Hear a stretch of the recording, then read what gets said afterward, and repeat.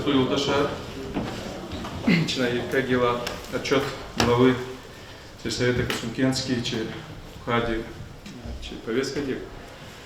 Аллаша Долди, Чузахична к Международному женскому дню празднования этого дня, 8 марта, Сашумучи района зафисаров Аллахного заслуга Рава, дешевле из почетной грамоты главы района. За грамота чугуту на ночью чугус. Але я сейчас захотел за добросовестный труд и в связи с празднованием Международного женского дня 8 марта наградить почетной грамотой Магомедову Раизу Багадиновну, учителя начальных классов Касумкенской средней общеобразовательной школы номер 1.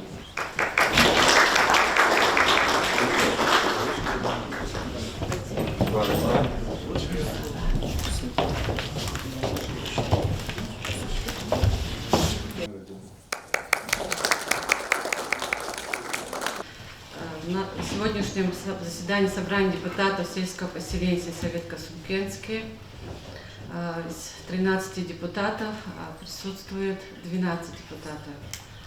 Кворум имеется. Есть предложение начать работу заседания собрания депутатов. Есть возражения присутствующих? Нет. Принимается. Для ведения заседания собрания депутатов необходимо выбрать секретаря заседания собрания депутатов. У кого какие предложения?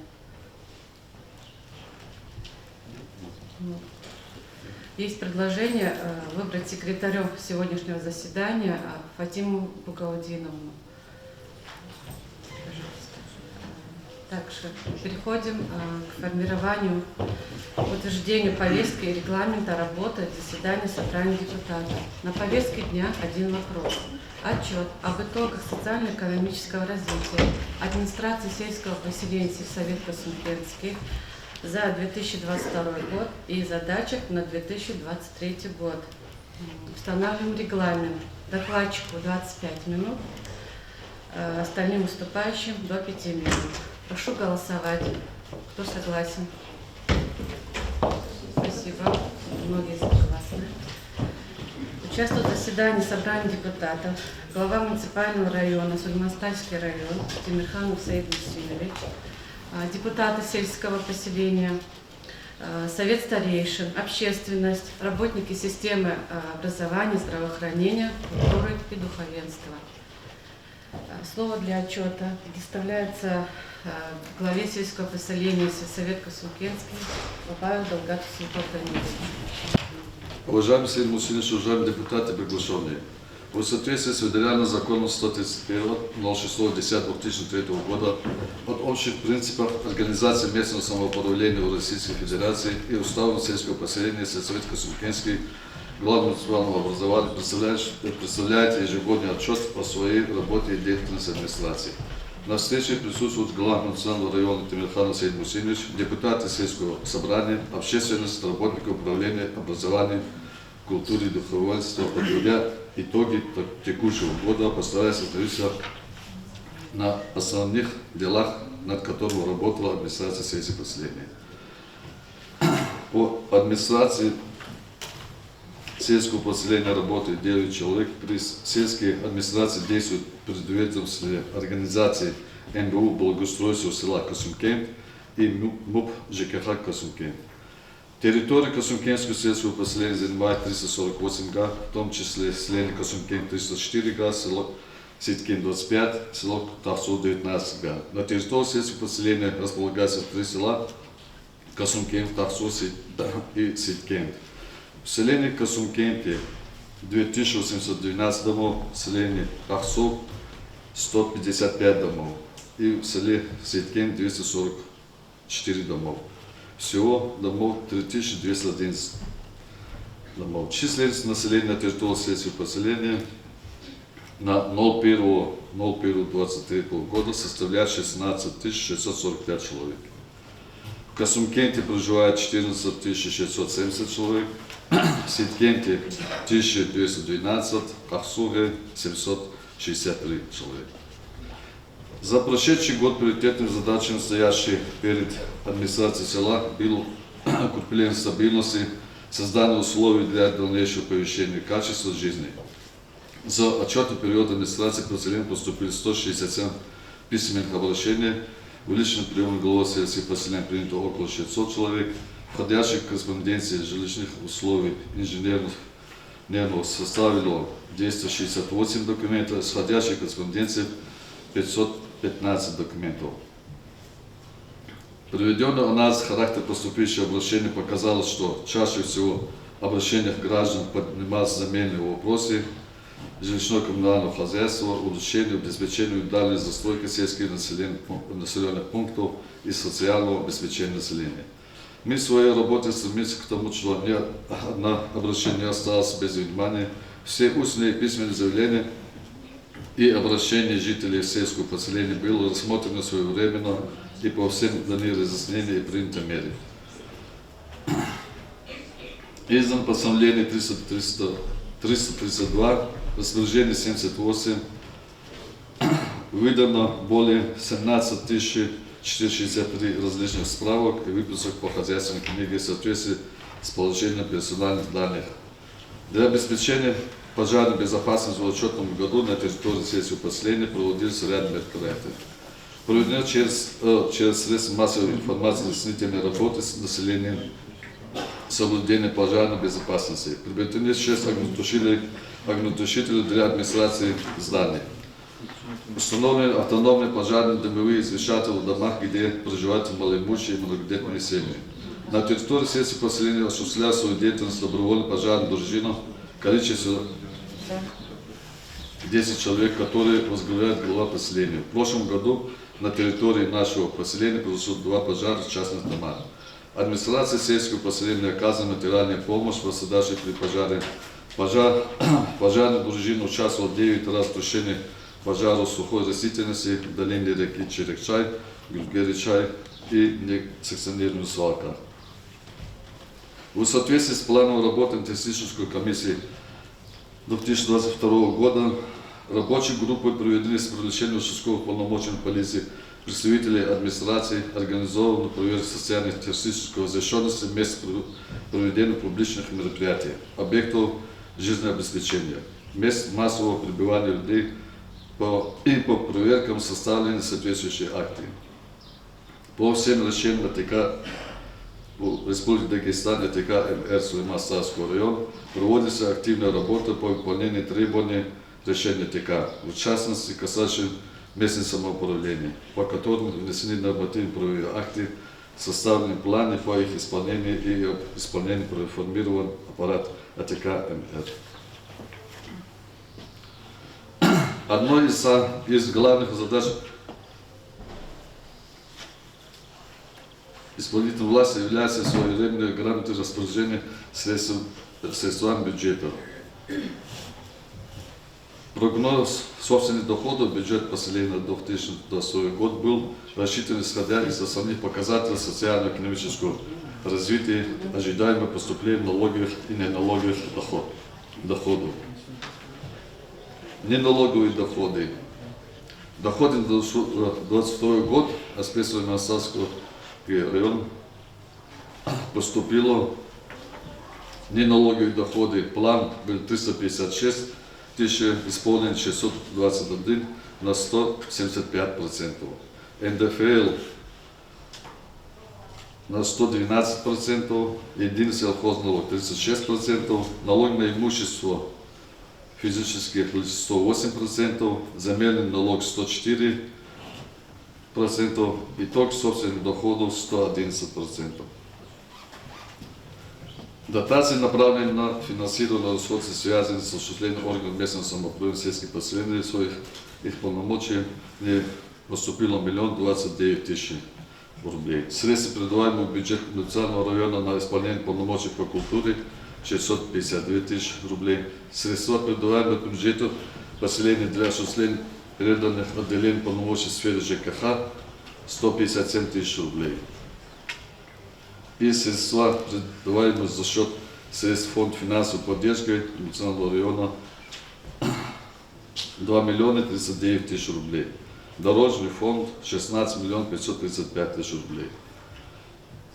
Итог дотации всего доходов вместе взяты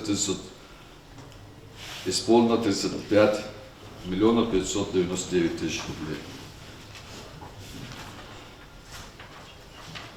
Расходная часть составила 35 миллионов 599 тысяч рублей. Основная часть расходов была направлена по следующим статьям. Заработная плата, начисление на оплату труда 3 миллиона 289 тысяч рублей. Текущий ремонт дорожного фонда 5 миллионов 298 тысяч рублей. Межевание заменных участков 820 тысяч рублей. Уличное освещение 1 200 000 рублей. Расход на благоустройство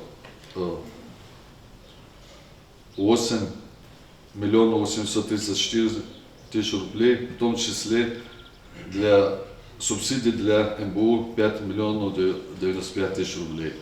Текущий ремонт водопроводных дезинфекций питьевых водой и другие расходы 4 миллиона 413 тысяч рублей.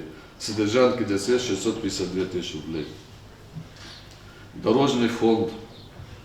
Асфальтирование улицы Сафаралиев задолженности на прошлый год 2 миллиона 260 тысяч рублей. Работы на установке дорожных знаков на территории сельского Светко-Сумкенский 348 тысяч рублей. Текущий ремонт проезжей части улицы Сулейман-Ставского, тупик 1, 567 тысяч рублей. Текущий ремонт дорожного покрытия переулок Мира 587 тысяч рублей. Гравирование дорожного покрытия, прокладка ЛЕП, текущий ремонт улицы 60 лет Победы, 70 лет Победы. Капитальный ремонт улицы Батманова. Текущий ремонт внутрисельских дорог.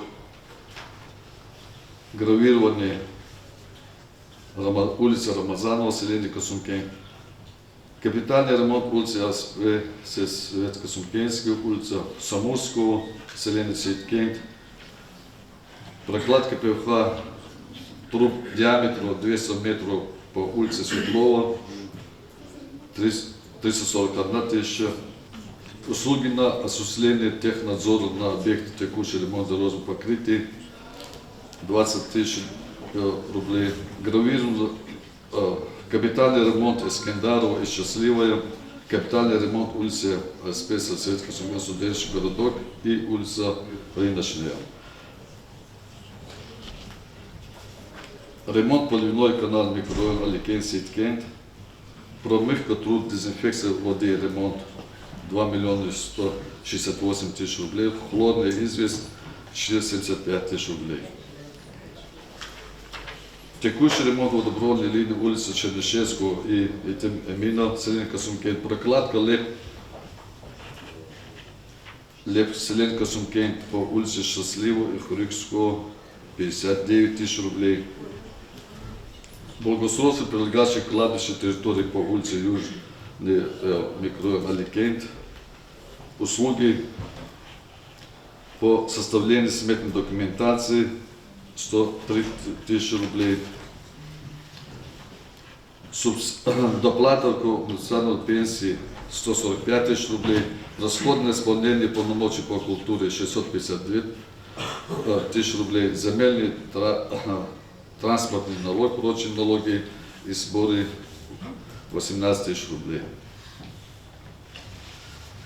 Главной целью является порядочного объекта недвижимого имущества на территории сельского поселения, что позволит установить по каждому объекту право собственности, а также увеличить поступление по имущественным налогам и местный бюджет.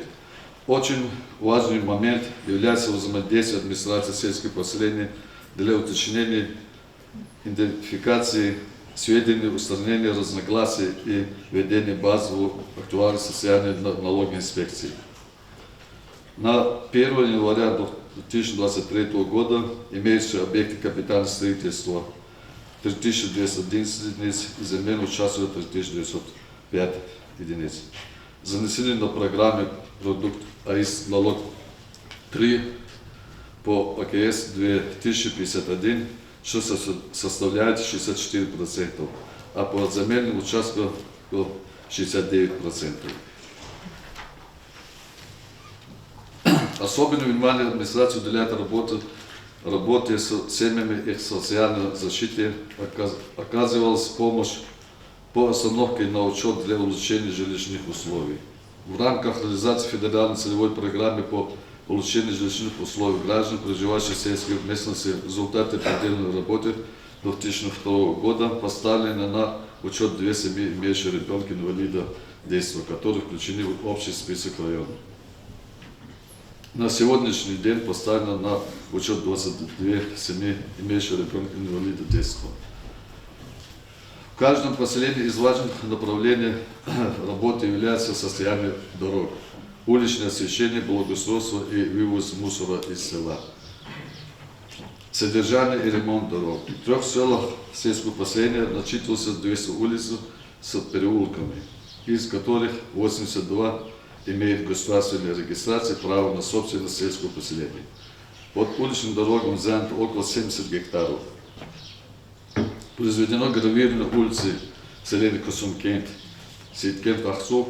Это улица Батманова, Рамазанова, Сулейман-Ставского, тупик 1, переулок Мира, текущий ремонт и Тагирова, 60 лет Победы, 70 лет Победы и улица Магомедова. Проведена прокладка асбестоцементных труб на перекрестках улицы в количестве 48 штук.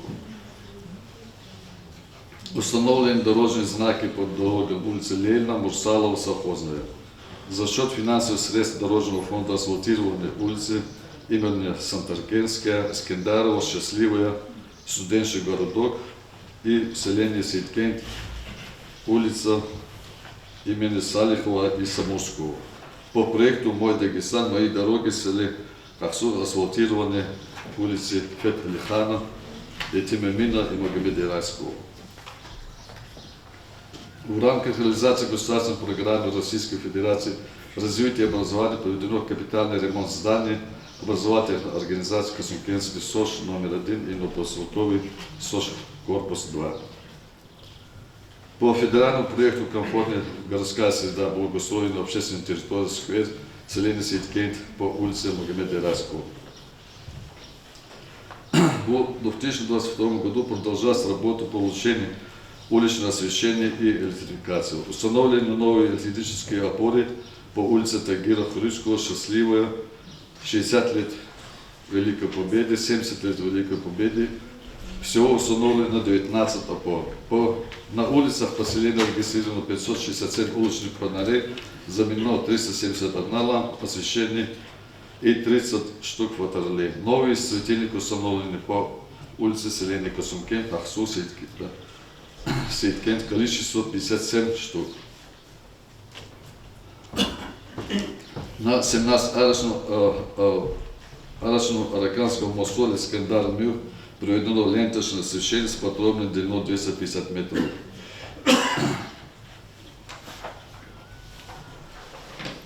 Водоснабжение населения осуществляется МУП ЖКХ Косумкент.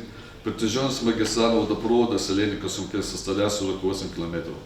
Подключены к магистральному водопроводу более 2600 абонентов, с ними заключены соответствующие договора. В селах Сейткент, Ахсур имеются скважины, колодцы и родниковые источники.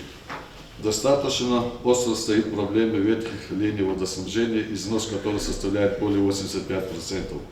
Таким образом, силами администрации сельского поселения в 2022 году устроено более 100 порывов в сетях водоснабжения. Произведены ремонтные работы по очистке и замене дренажных труб на общее расстояние около 2000 метров.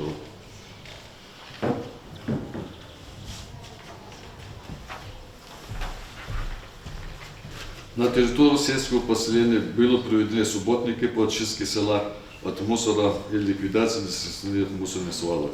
Слово благодарности хочется сказать всем руководителям, работникам предприятий и организаций, которые приняли активное участие в благоустройстве села, жителям и в том числе школьникам, которые не остались равнодушными. Благоустроение территории сельских кладбищ очищено от зарослей и мусора везено 7 автомашин с рублем деревья и мусора. Освещение работы администрации поселения на сайте СП. Информационный источник для изучения деятельности сельского поселения является официальный сайт нашего поселения района и газеты «Куринские известия», официальный сайт муниципального района.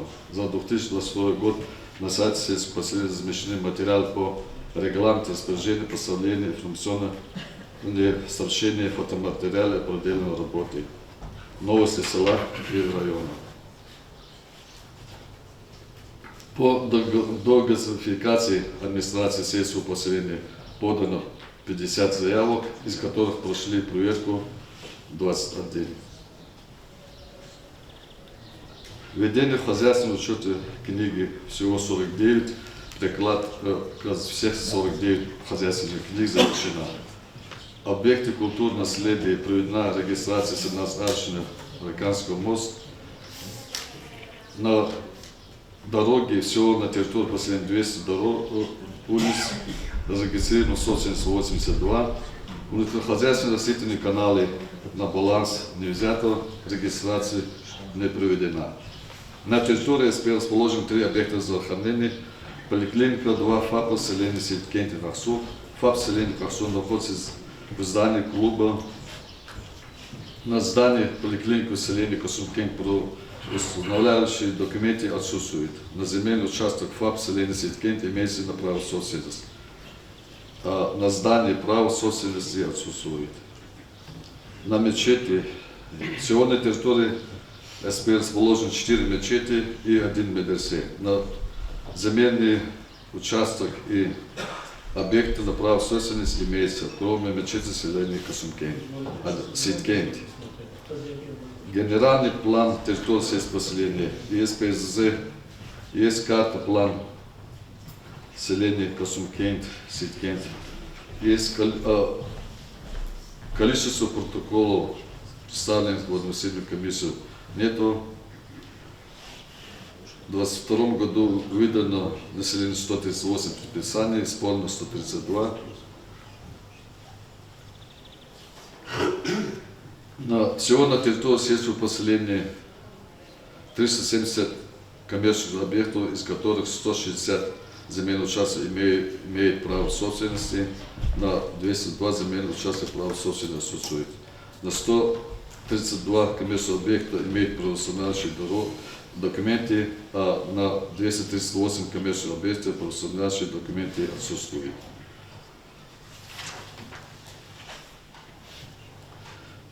Деятельность учреждения культуры на всей территории сельского поселения каждому проводимому предприятию готовится к торжественному, привлекает население для участия.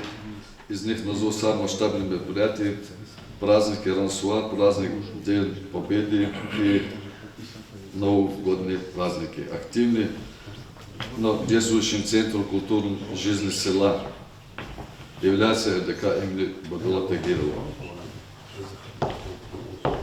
План на 2023 года. Очистка и текущий ремонт больного канала Ситкент-Косумкент. Капитальный ремонт канала от улицы имени Магомеда Ирасского до улицы имени Сулеймана Старского. Продолжить работу по оформлению земельных участков в муниципальную собственность. Продолжить комплексные кадастровые работы в населенных пунктах села Косумкент и села Ахсу. Продолжить работу по выявлению правообладателей ОКС и земельных участков, постоянно проводить очистку территории кладбищ, парков, скверов, содержание их в надлежащем виде. Проводить сходы граждан с целью выявления нужд людей и оказания им помощи.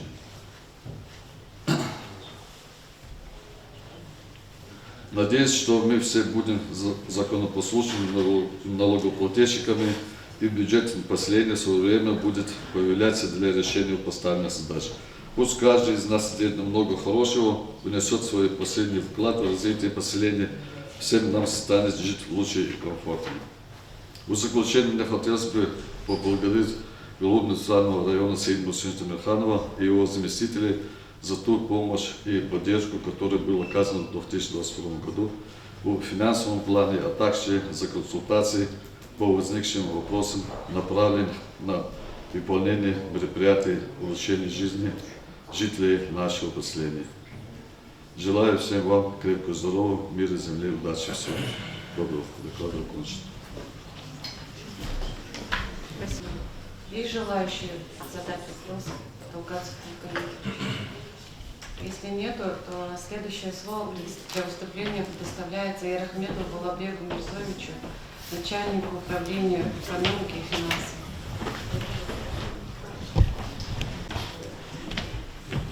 Hürmetli iştirakçılar, prezidium. Zazlutkozo доклад кусо доклад тервирде я баховна хеда капарняна. А он вакула харевери финансовые частуна своевременно отчет аргузадио, документы аргузадио, дорожный фондуня гузапуларис действительно правоустанавливающий документы авадия велик через Линда Аллах продолжаться. Однако ино доклада лаганачки вопроса мад налоги потенциал хиня джагорда хик джагорда уч палахизо. Десятое союзничье поручение и между мостами на анализу. А кого я только или между мостами через каницерит объекта кад объект из документа равады. Хила зазмадный голкунашкой, зазмадный лохускозу, ха направление до переработника подключатного. МБУ ЖКХ Касумкенти, вот миллион пул гузучина. Им бюджетные средства и гуза советы. Ханани иной приносящий доход далеко. Халинда Аллах на году, чпиказон миш на году, цери дарахита. Ежегодно чем бюджет на полгузу. Но чпиван казон миш забыл. И направление Аллах усилит на году. Налоги потенциала авадия, земель налог, налог на имущество, 100% выполнение да, базы авадия. А так по финансовой линии сейчас их замечания. Вопрос работы, пожалуйста. Следующее слово предоставляется Габибову Абдулмуталибу Тимуровичу, исполняющему обязанности начальника отдела МБУ УНИКС. Уважаемый Саид Мусинович, президиум, приглашенные. Что чизало преобразум, фан предлагаю СУС, Косунский совет территории до физиоколоха по выявлению правообладателей земельных участков и объектов капитального строительства. Хабрикачно рукурно чирно преобразумных правишных конца земельный участок и юридичный рукут объект капитального строительства. И шоколах физм. Что чизало сельское поселение территории до Перед Овцукси, Косункент, Физа, Агрокомплексный, Кадастр Колаха, Хабриколахан, Гион, Физмо, Маде выявить на 94 земельных участков Хаброкурного Росреестра на регистрацию. А так, совместно Колах Тухусу Олег, эти вопросы Абурала душ, Юрий их тем молодежь.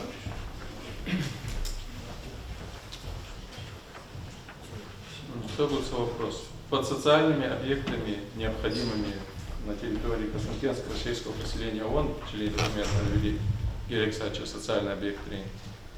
Социальный гзав пао обрез, а очи бурновото, и цигна бурово объекта, фади цигна объекта, хабрез, оформите четыре лерово. Я не об этом говорю. Под строительство новых социальных объектов. Вот в селении Косункен нужен большой новый сад, детский сад. Всем нам нужен, правильно? Да. Есть земельный участок у администрации сельского поселения сформированный для строительства такого детского сада. В других селах как?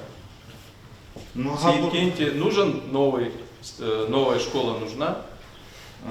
Это же вопросы, это чьи вопросы? Чьи вопросы? Это чьи полномочия, чьи вопросы? Формирование, поиск.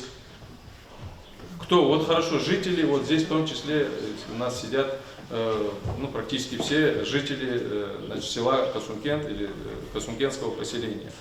Все они нуждаются в объектах здравоохранения, спорта, культуры и образования, в частности, в детских садах, школах. Ну, кто должен эти вопросы решать? Вот, кроме вот, депутатского корпуса, администрации сельского поселения. Это же их полномочия, их задача. Вот вы в вашем выступлении, Алдажа, вы, когда выходите на трибуну, ну, вы комплексно подходите, доводите и до населения о проводимой работе, о той, которая проведена, которая стоит перед нами. Вы самые важные вопросы, которые интересуют людей, обходите, ну, какие-то цифры называете, которые, значит, половина тех людей, которые здесь в зале, не понимает, о чем вы говорите. А я про жителей, которые будут слушать ваше выступление. Людей же не это интересует. Не эти цифры интересуют. Их интересуют конкретные проблемы, отсутствие социальных объектов в достаточном количестве, вопросы там, водоснабжения, электроснабжения и так далее.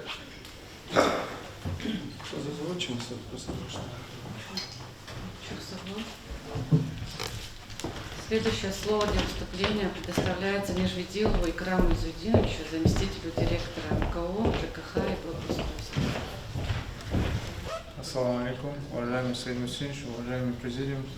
Администрация сельского поселения сельсовет Касымкенский муниципального района в пределах своих полномочий проделана определенная работа по наведению порядка в адресном хозяйстве. Для сведения, ФИАС – Федеральная государственная информационная адресная система, обеспечивающая формирование, введение и использование государственного адресного реестра. В целом, аспект сельсовет Касымкенский по занесению в ФИАС адресных характеристик завершена. Количество всего улиц 200, все улицы занесены 100%. Объектов капитального строительства 3492 тоже занесено 100%. И земельных участков 3481, тоже 100% показатель. По нумерациям и аншлагам работа в сельском поселении сельсовет Касымкенский не завершена. На 70%. Нужно на 100% довести.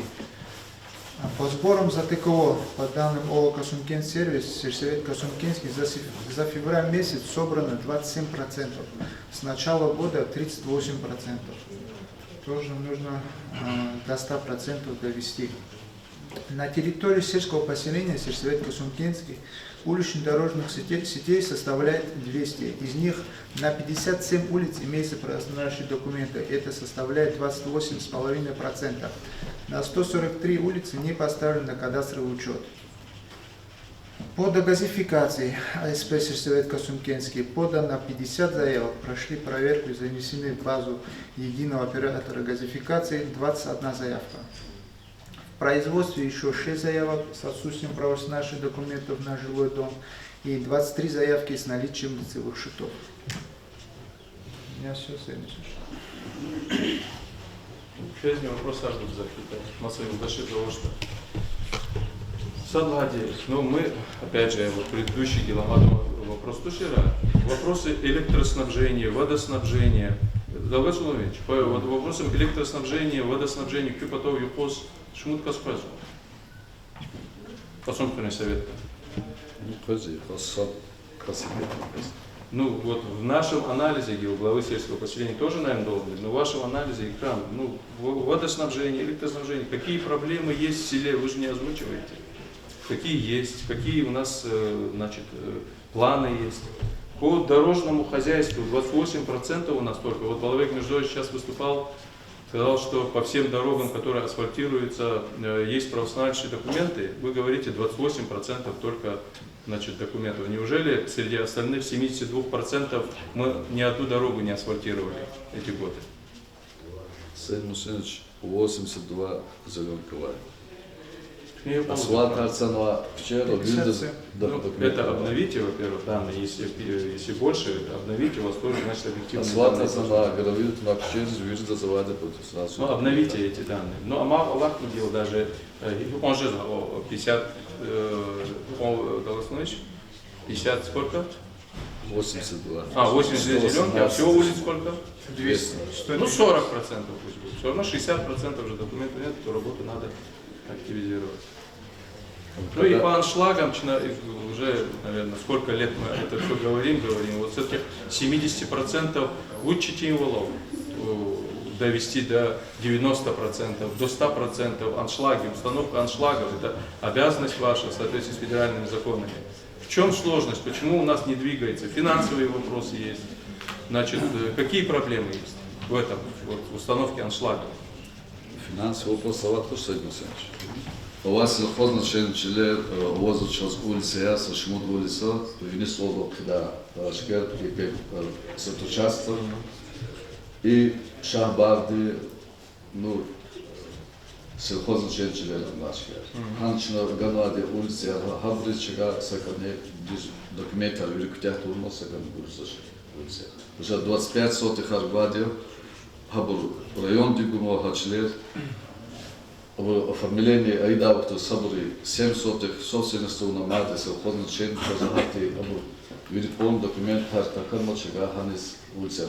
Ну, к ней экран, когда вы мониторинг ведете, озвучиваете цифру 70%, вы берете те домовладения, которые имеют правоустанавливающий документ, то есть объекты капитального строительства, даже не имеют правоустанавливающий документ, но могут получить правоустанавливающий документ. Или Талгат Султангамович Чулзавол ввели фалецигнуа, в том числе на сельхозземлях и так далее. Все дома. Но все дома же вы должны взять там, где можно установить, где глава сельского поселения сейчас может, юридически имеет право наименования улицы и аншлаги. Ну, далось смотреть, что тем не менее, как бы это не совсем, наверное, полный ответ. На территории района есть большое количество объектов, которые имеют и правоустанавливающие документы, но на которых не установлены аншлаги. Поэтому эту работу, пожалуйста, активизируйте. У нас есть в районе большое количество улиц, на которых можно, и домов, и объектов капитального строительства, на которые можно установить, но эти аншлаги не стоят. Эту работу активизируйте. Заводчик.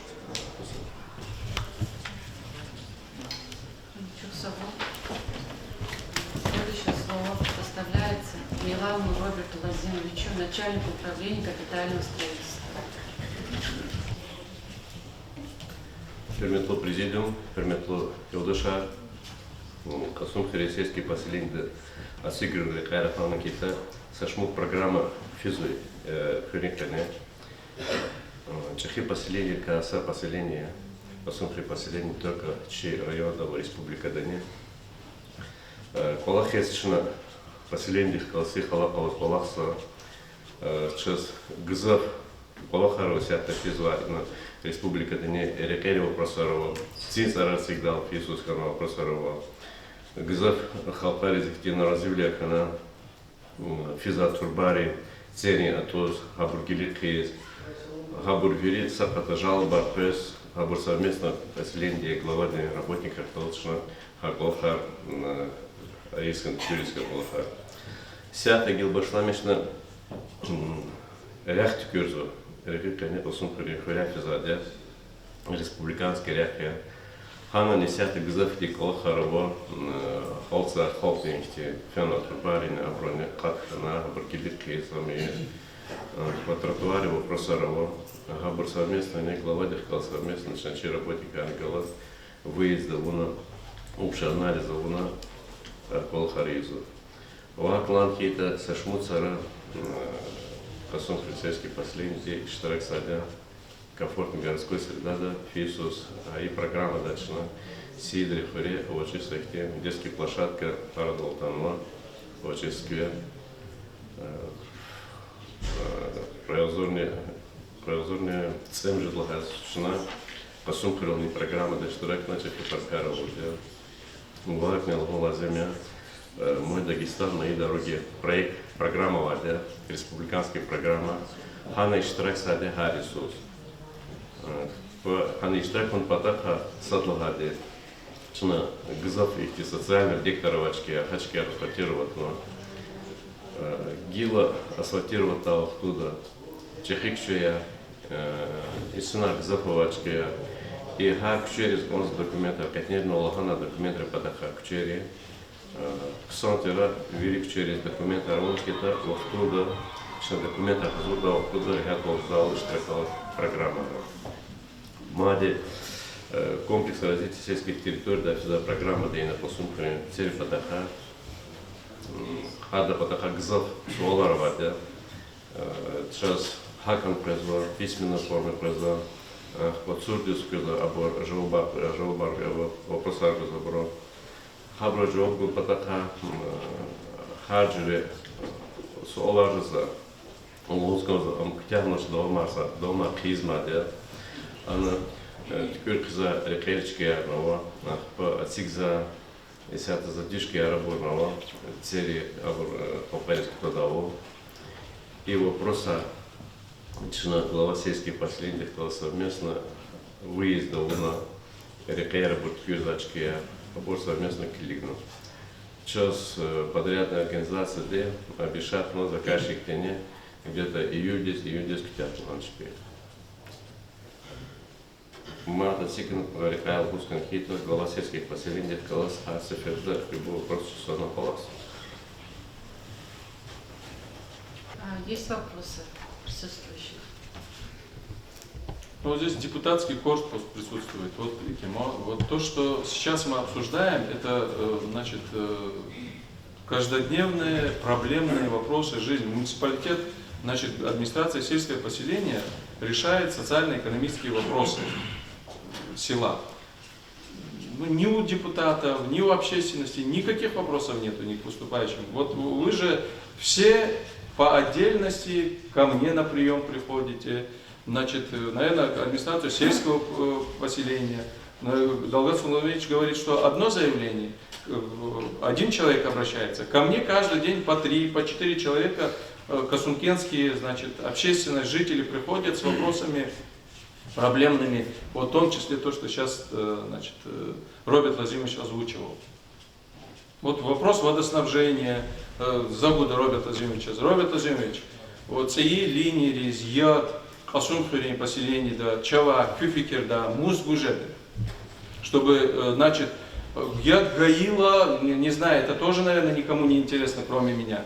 Яд гатурбара чавас гаид лапулу. Вот жители сельского поселения в каком формате должны подключаться. Предупредите их сейчас, пользуясь возможностью, в каком формате нельзя подключаться к этим линиям самовольно и так далее. Какой порядок должен будет подключения. И вообще кюфикера, яд, асумфури, цеистфанва, линера, мусжеды. Подрядная организация забешат на июль ктят махана. Обещание сейчас без у нас через фису ктят ламаде и гят лучше гил лагана последний сефер драхал туда ктят лан июль васра. А подключение патаха организация здесь существующая организация выбор Касумкен сервис хадас гудади заявка сервис Али Гурандевич возражает сейчас. МУП ЖКХ на ЖКХ Касумкен. МУП ЖКХ Касумкен. Заявление кидали, тех условия почудали и точка подключения холодного добра. Но габор вечно, если это чел сдавать наши лек, чел сдавать оттуда, охваченные колохаровым глазом. Испытание худ шпиц Кудварского, испытание худ. Испытание в Хане 100 километров линию водопроводной. Как не обручпичить тень золда. Есть испытания, есть само же зачел, да, испытания поэтапно есть, теперь про Кудваржа на вопрос патаха. И подключение патахами, колодец стоит сзади, аборт, задвижки рысик сзади, и через колодцы подсоединение сзади. Важно том, что санарчи ни в коем случае самовольные врезки, самовольные подключения тиидавол, потому что это приведет к катастрофе. Массовым прорывом, потом, значит, вновь построенных сетей. Самовольно буржуа случай знагато турбая раборят, пластику турбая, подханкита, амаханкита, и тюрничи тем сзади. По подключению давление же до линии, да. Сятого линии рехисик давление и соатмосферного же. А соатмосферный какие-то не соатмосферный суд бит это скажем, агаты. Так не самовольное подключение категорических надо. То же самое по дороге, Роберт Владимирович, еще раз, 10-15 километров. Какие сроки установлены в соответствии с контрактом, с планом? работ, на завершение этих работ, и Ганна Ньюч, Четин Вилерово, и в том числе жителям, взаимодействие с жителями, с предпринимателями, как организовано. Контракт из Килигна обруце. Общая стоимость контракта образа 346 миллионов. А ХВЦ бро суммировать надо, кто надо график производства работник 270 миллионов. Когда сус амасума. Теперь класс рахалов туда, заказчик тех колозни, подрядчик тех колозни, теперь основной полоха велик ктятлы. Ктятлы ангел асфальтирование, основной вопрос асфальтирование делят. А вопрос ктязу. Надо гели асфальтирование для гели навоза освещенного, навоза тротуара, навоза обочины, полоха, за счет предаса долмаки. Почти миллиард лагерей, че существующие реки апатас охотно турбая водопровода аргзов Халгарии. Вся эта цифра, она фидала туда, со шмучка для габукатна, а кто вопрос ажаза, республиканский реки, да, кто амидал оттуда, худал оттуда тех условия, почему туда теперь а в тех условиях рабочего, ну час их те адрес произвела, халты брускилигна. Тем велик кликну яде ами, а ту заш кумек буду шпипатами, тракторами буду, по гереканки такие турбая гечки ами вочного гана, турбая открытки давно. И коряхта тротуарный же да, сята Алла башла мешна, обелисла башла мешна, и че и оно попфиза, чтобы карман физа почка дом, но субядичка обрыва же и тротуар физа, и освещение же. И освещение полностью от обелиска до нового моста Жизан. Полностью до обелиска освещение. Но на тему просаживается, че метро турберка, да, река Епата, з'єда Патаво, хабро Патаха, четим зовсім злагата жилой застройка Анкану, а по подземной коммуникации Анкану, водопровода, газопровода, и потом заходит, значит, вопрос о хабро совместно, и верно, представитель Дагавтодор Дени, подрядная организация Дени, проектировщик Дени, Алтай втеда чего совместно проходиться хана, решение поболного личного обращения кенва и протокольные совместно выезда у Напалаки. И замечания ввели через апатное замечание в проекте Катуна оборвачки РВА, хабр туда, хабр туда. И по линиям водоснабжения внутренним Касункенским Чазвуч проблемный вопрос сам.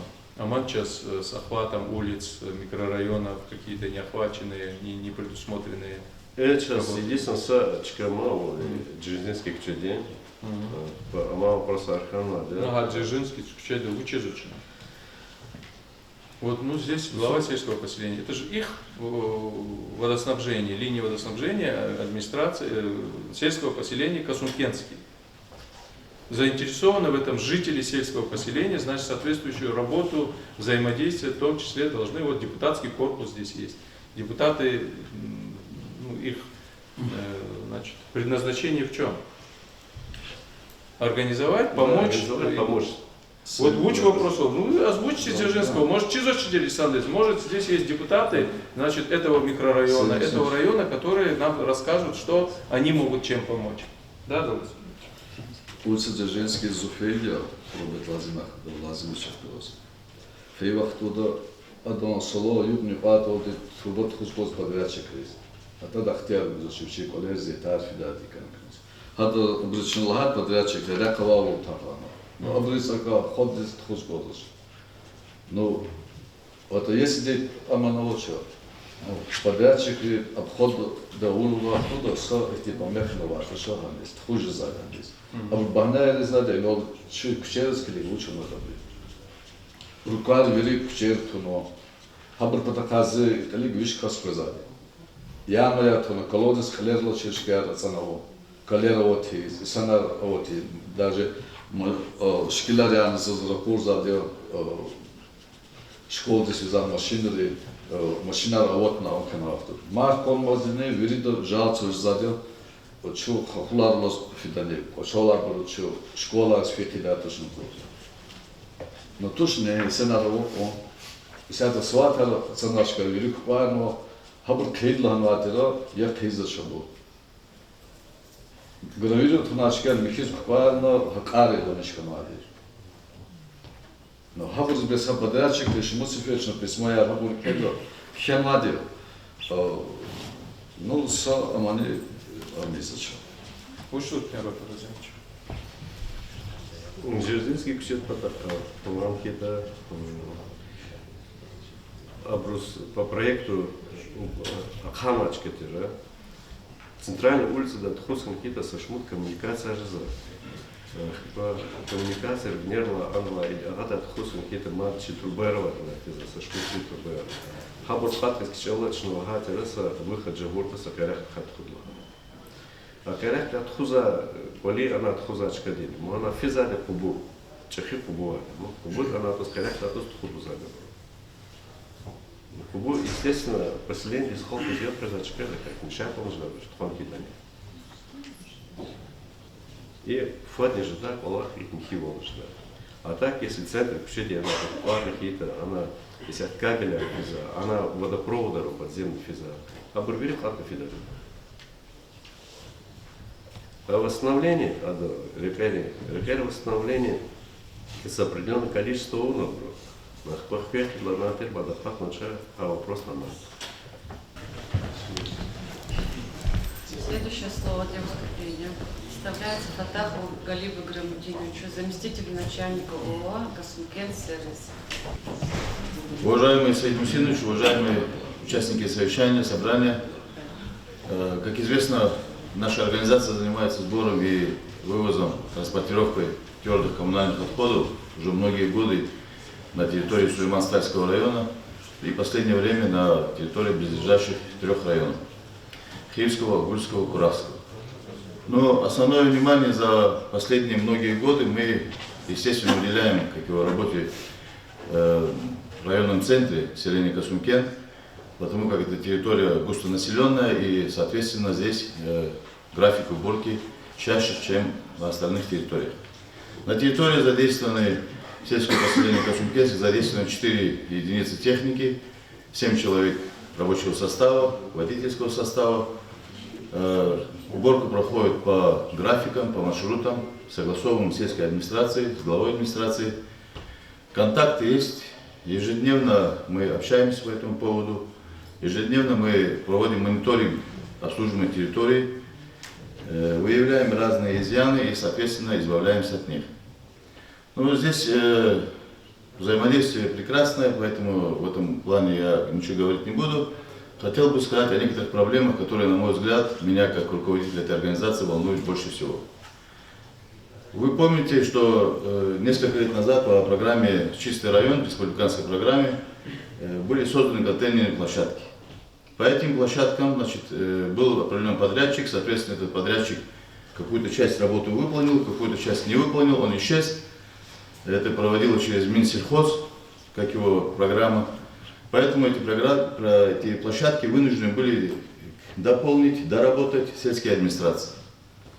На сегодняшний день эти площадки находятся в очень плачевном состоянии, как его решетки обвисли, контейнеров на них нет, контейнера там, где есть, вокруг контейнерных площадок, такой дискомфорт, так скажем, мягко говоря.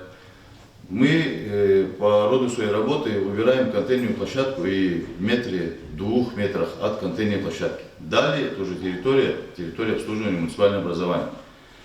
Сама контейнерная площадка по 89-му федеральному закону, она является собственностью муниципального образования. Поэтому обслуживание вокруг территории и, соответственно, хозяином этой площадки является муниципалитет. Это одна из проблем, на которую очень часто люди жалуются, так как мы на многих площадках навесили замки, чтобы скот, животные не попали туда, не разбрасывали мусор. Что касаемо этих животных, это тоже большая беда. Вот сейчас настало лето, сейчас те, у кого остались эти животные, коровы, они ходят по дорогам, соответственно, все сразу, весь объем мусора невозможно убрать, Пока машина доедет до определенной территории, люди заранее выставляют, с ночи выставляют мусор. И, соответственно, коровы, собаки, там, любые животные начинают растаскивать эти пакеты, и получается такой неприглядный вид. Это тоже одна из проблем, которая, на мой взгляд. Хотел бы присоединиться к тем словам, которые были сказаны ранее здесь Далгат Султангамидовичем по поводу вот, тех работ, которые были выполнены, значит, подрядной организацией по водопроводным сетям. По улице Аминова, по улице Мира, по разным улицам, куча этих, как его, щебня, гравия, как будто их только навезли. Мы не можем, машины не могут подъехать к домовладениям, не могут подъехать, как его, для забора, для того, чтобы забрать мусор. Соответственно, машины останавливаются на проезжей части, создаются аварийные ситуации, очень много конфликтов, люди выбегают, начинают водителя с машины вытаскивать, что-то говорить, грубить. Это тоже такая проблема, которую, мне кажется, на это стоит обратить внимание. Другой момент, который тоже нас в нашей работе очень волнует, но как бы организация на этом и зиждется, как говорится, это сборы платежей за коммунальную услугу. По результатам 2022 года АСП Касумкент процент сборов составлял 63%.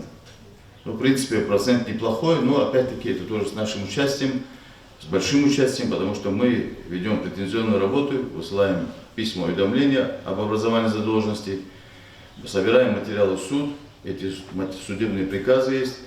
Сейчас в данное время мы по ним тоже обратно работаем. По истечении каждого квартала, 3-4 месяцев, эта работа ежедневно, ежеквартально, так скажем, проводится. Поэтому попросил бы население, как его, АСП Касумкентский, своевременно платить. С Нового года мы уже заказали программы, по которым мы уже начисляем пени. Есть территории, микрорайоны, в которых как его, у нас нет, скажем, очень слабые сборы. В частности, селение Кахсу, селение Саидкент, микрорайон Шахбах. На этих территориях очень слабые платежи. Мы даже не знаем, что с ними делать, потому как есть несколько человек в АСП, соответственно, Далгат Султангамидович тоже в этом плане помогает, но нет контролеров, сборщиков платежей за услугу, которые бы ходили, делали подомовой обход, собирали бы эти платежи. Конечно, здесь можно сказать, что в принципе уже несколько лет мы существуем, именно по этой программе работаем, почему все это до сих пор не налажено. Но вы сами, если помните, совсем недавно газовые службы, электрические службы, до недавнего времени, даже сейчас производят домовой обход, собирают эти платежи, фотографируют счетчики и таким образом проводят свою работу. Мы же эту работу таким образом не можем произвести, потому что нет прибора учета. На мусор его невозможно поставить, соответственно. Поэтому есть вот такие проблемы у нас и в этом поселении, и в других поселениях. Это не именно эта ситуация этого поселения, это ситуация по всему району. Хотел бы сказать, чтобы на эти моменты обратили внимание и в чем-то помогли и нам, и себе. А так ситуация мониторится, как бы работаем в этом направлении. Таких больших проблем нет, они решаются. Техника у нас налажена, она в ежедневном, как скажем, ремонте, текущем ремонте исполняется. Реагируем на все эти моменты. У меня все, Сергей Владимирович. Если есть вопросы, я прошу задать. Были еще один проблемный момент. С прошлого года много жалоб было по этой улице. Это парк Чернышевского. Там было перекопаны линии, как его, водопроводные линии, и, соответственно, машина туда не могла проехать. Много раз я туда выезжал, много раз мы туда послали и не грузовой транспорт даже забирали. Ну, я не знаю, там ситуация как бы и до сих пор не разрядилась, так же осталась. Поэтому этот парк, рядом с парком образовывается несанкционированная свалка, 15-20 дней, потом мы ее убираем, потом обратно народ туда несет.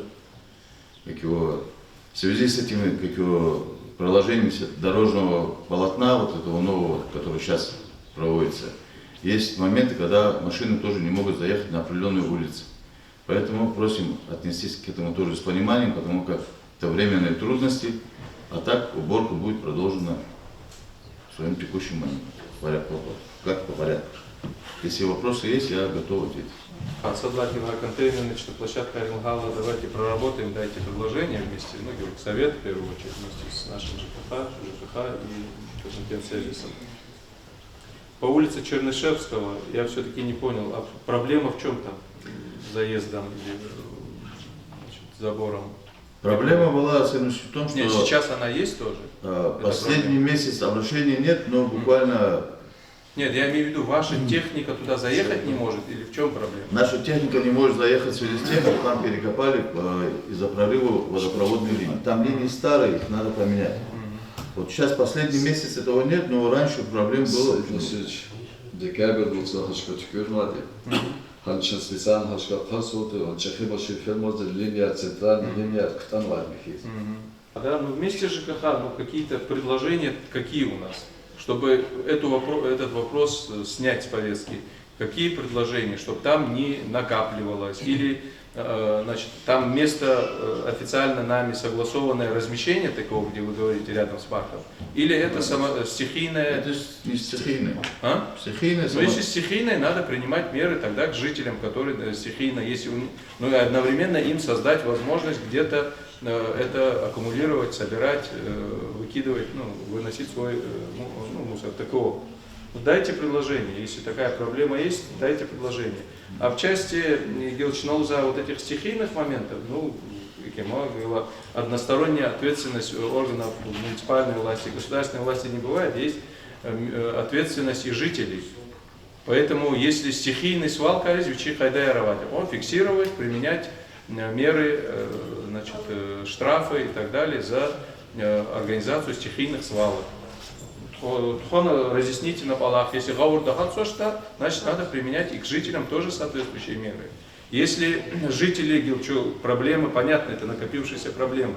А Мегледова Александрович, я не консул. Чинасахата полный хазо, ну пока новые линии мы не задействуем, да, на вот этот латание, ремонт этих линий. И одновременно они не хотят, значит, там 100-200 метров пройти для того, чтобы мусор выложить там, где машине удобно будет забрать. Надо разъяснительную работу с людьми тоже проводить. И тарник озо, мусорник, ганелатану озо. Но если не получается технически, мы через год, значит, постараемся, да, эти вопросы снять после там завершения строительства новых линий и так далее, после завершения, после этого всех восстановительных работ, дорожного полотна и так далее. Ну, понимание жителей же тоже должно быть. Поэтому, вас, опять же, депутатского корпуса, проводите эту разъяснительную работу. От государства все требовать, забывать там каких-то о своих обязательствах или просто о том, что надо с пониманием отнестись к существующим вопросам, так тоже нельзя. В части сборов ТКО, ну, низкие проценты по Касумкенту, районный центр, надо наладить эту работу.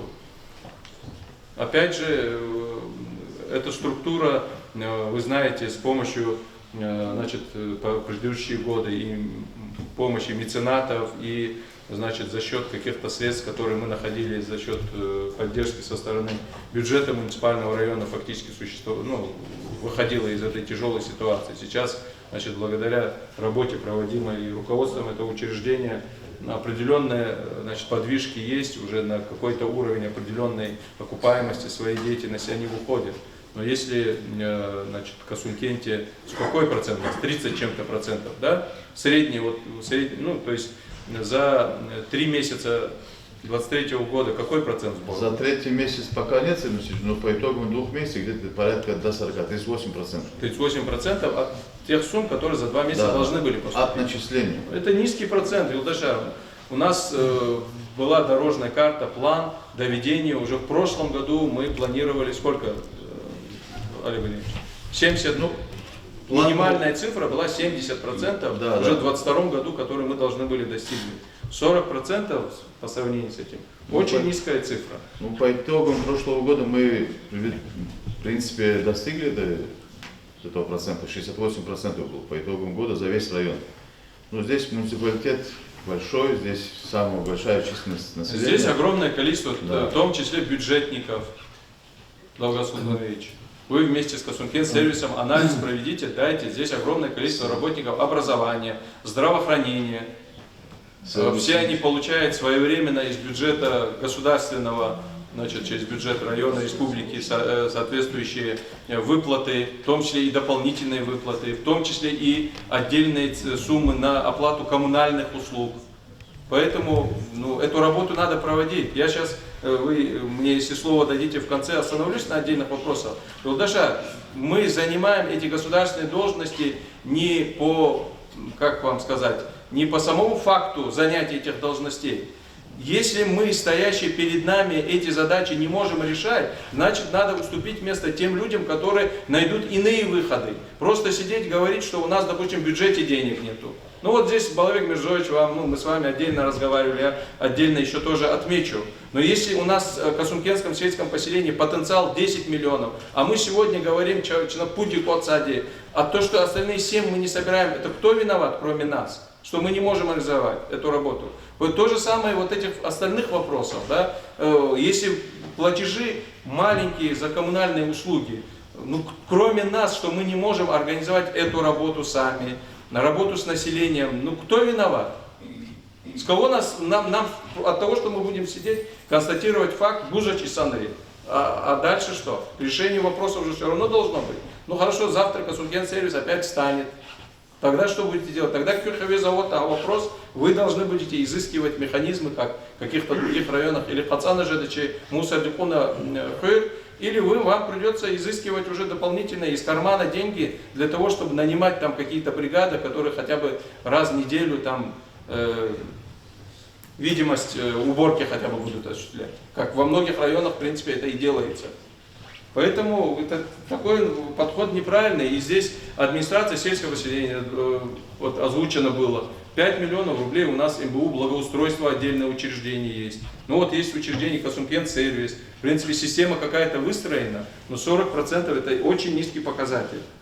Я же еще раз говорю, благодаря меценатской поддержке мы эти годы выходили из ситуации. Но меценаты тоже могут сказать, организуйте работу, и говорят, в принципе, организуйте работу, год, два, три мы вам помогли, дальше собирайте деньги, озвучивайте, я еще раз говорю, вот у нас есть образовательное учреждение, здесь начальник управления образования, учреждения образования представлены, озвучивайте, кто не платит, давайте спросим с этого человека, который 20, 30, иногда 40, 50 тысяч в месяц зарплату получает, почему он в год не может заплатить, или месяц, какая, 40 рублей у нас сейчас? Здесь 43. Да, 43 рубля в месяц, почему не может оплатить? Если Касункен сервис или администрация сельского поселения не организовала работу, мусор он в пакетах каждый день не выносит, не ставит на улицу, тогда пусть скажет, засмусоровать тоже. Есть такие люди, к сожалению, у нас тоже, которые говорят, я не выкидываю мусор, я там в саду сжигаю или что он делает, не знаю, зарываю. Этот тариф тоже с этим связан уже 3 года. Третий год этот тариф, он не меняется. В принципе, все выросло. ГСМ, запчасти, Зарплаты, Галин Гармудинович, у тех категорий, которые мы говорим, значительно и по образованию, и по здравоохранению, и по культуре, и по спорту. Практически у всех бюджетников значительно выросли зарплаты. 3-4 года у нас зарплаты организации водителей рабочих стоят, Понятно, Владимирович, эту работу надо усилить. Настройте ваш коллектив, используйте помощь вашего депутатского корпуса, общественности, разъяснительную работу. Эту работу надо усилить. Параллельно с разъяснительной, пожалуйста, вот эти меры принудительного озвучивания имен, фамилий, в частности бюджетных работников, которые не уплачивают соответствующие платежи. Не только это, в том числе и налоги. И еще один вопрос, который Гилгалий Владимирович косвенно коснулся, поэтому важный вопрос, но, к сожалению, его тоже, я же говорю, те вопросы, которые в обычной жизни всех жителей волнуют, и совет волнует, нас всех волнует, но здесь почему-то, когда обсуждаем, обходим, у нас проблема незаконного выгула, выпаса скота, который, Газахмед Авдеевич, мы протокола составили, встречаемся, расходимся уже который раз. Это вопрос не решен до сих пор. Эта проблема волнует всех. Значит, грубо скажу, содержит скот 1% и выгуливает незаконно на улицах 1% населения, а страдает от этого 99% населения. Предприниматели жалуются, собственники садов, значит, зеленых насаждений жалуются, эти наши автомобилисты жалуются, ну вот, службы наши соответствующие жалуются.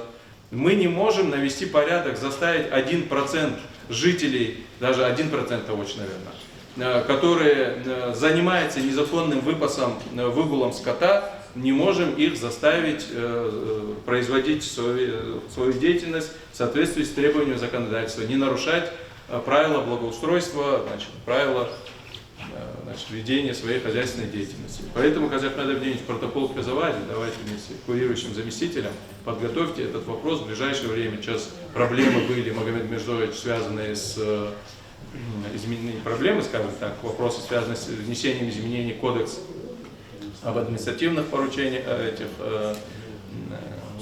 КоАП наш, да, правонарушения. Вопросы, связанные с утверждением новыми правил благоустройства. Сейчас, по той информации, которую вы мне давали, у нас есть полное право привлекать к административной ответственности за незаконный выгул скота. Пожалуйста, активизируйте эту работу. Разъясните на полах нетухану собственниками, увеличьте сзади фест, увеличьте сзади. Ну почему 1% или менее 1% жителей должны создавать, значит, помехи 99%? Эти 99% претензий предъявляют не этому 1%, а нам с вами. Это обоснованные претензии, потому что это наша обязанность, значит, вот в этом вопросе навести порядок. И еще один вопрос, Сахала заходит этот вопрос. Большие вопросы, вернее, такие, возникают сомнения по качеству мясной и молочной продукции.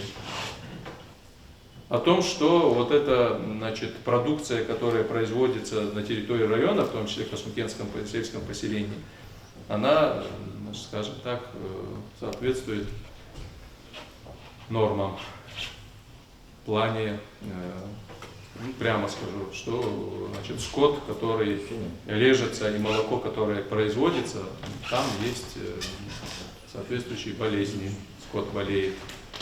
И что эти меры, которые принимаются нашими соответствующими уполномоченными органами по контролю, по биркованию, по штампованию произведенной продукции, это очень часто, как говорится, проходит формально.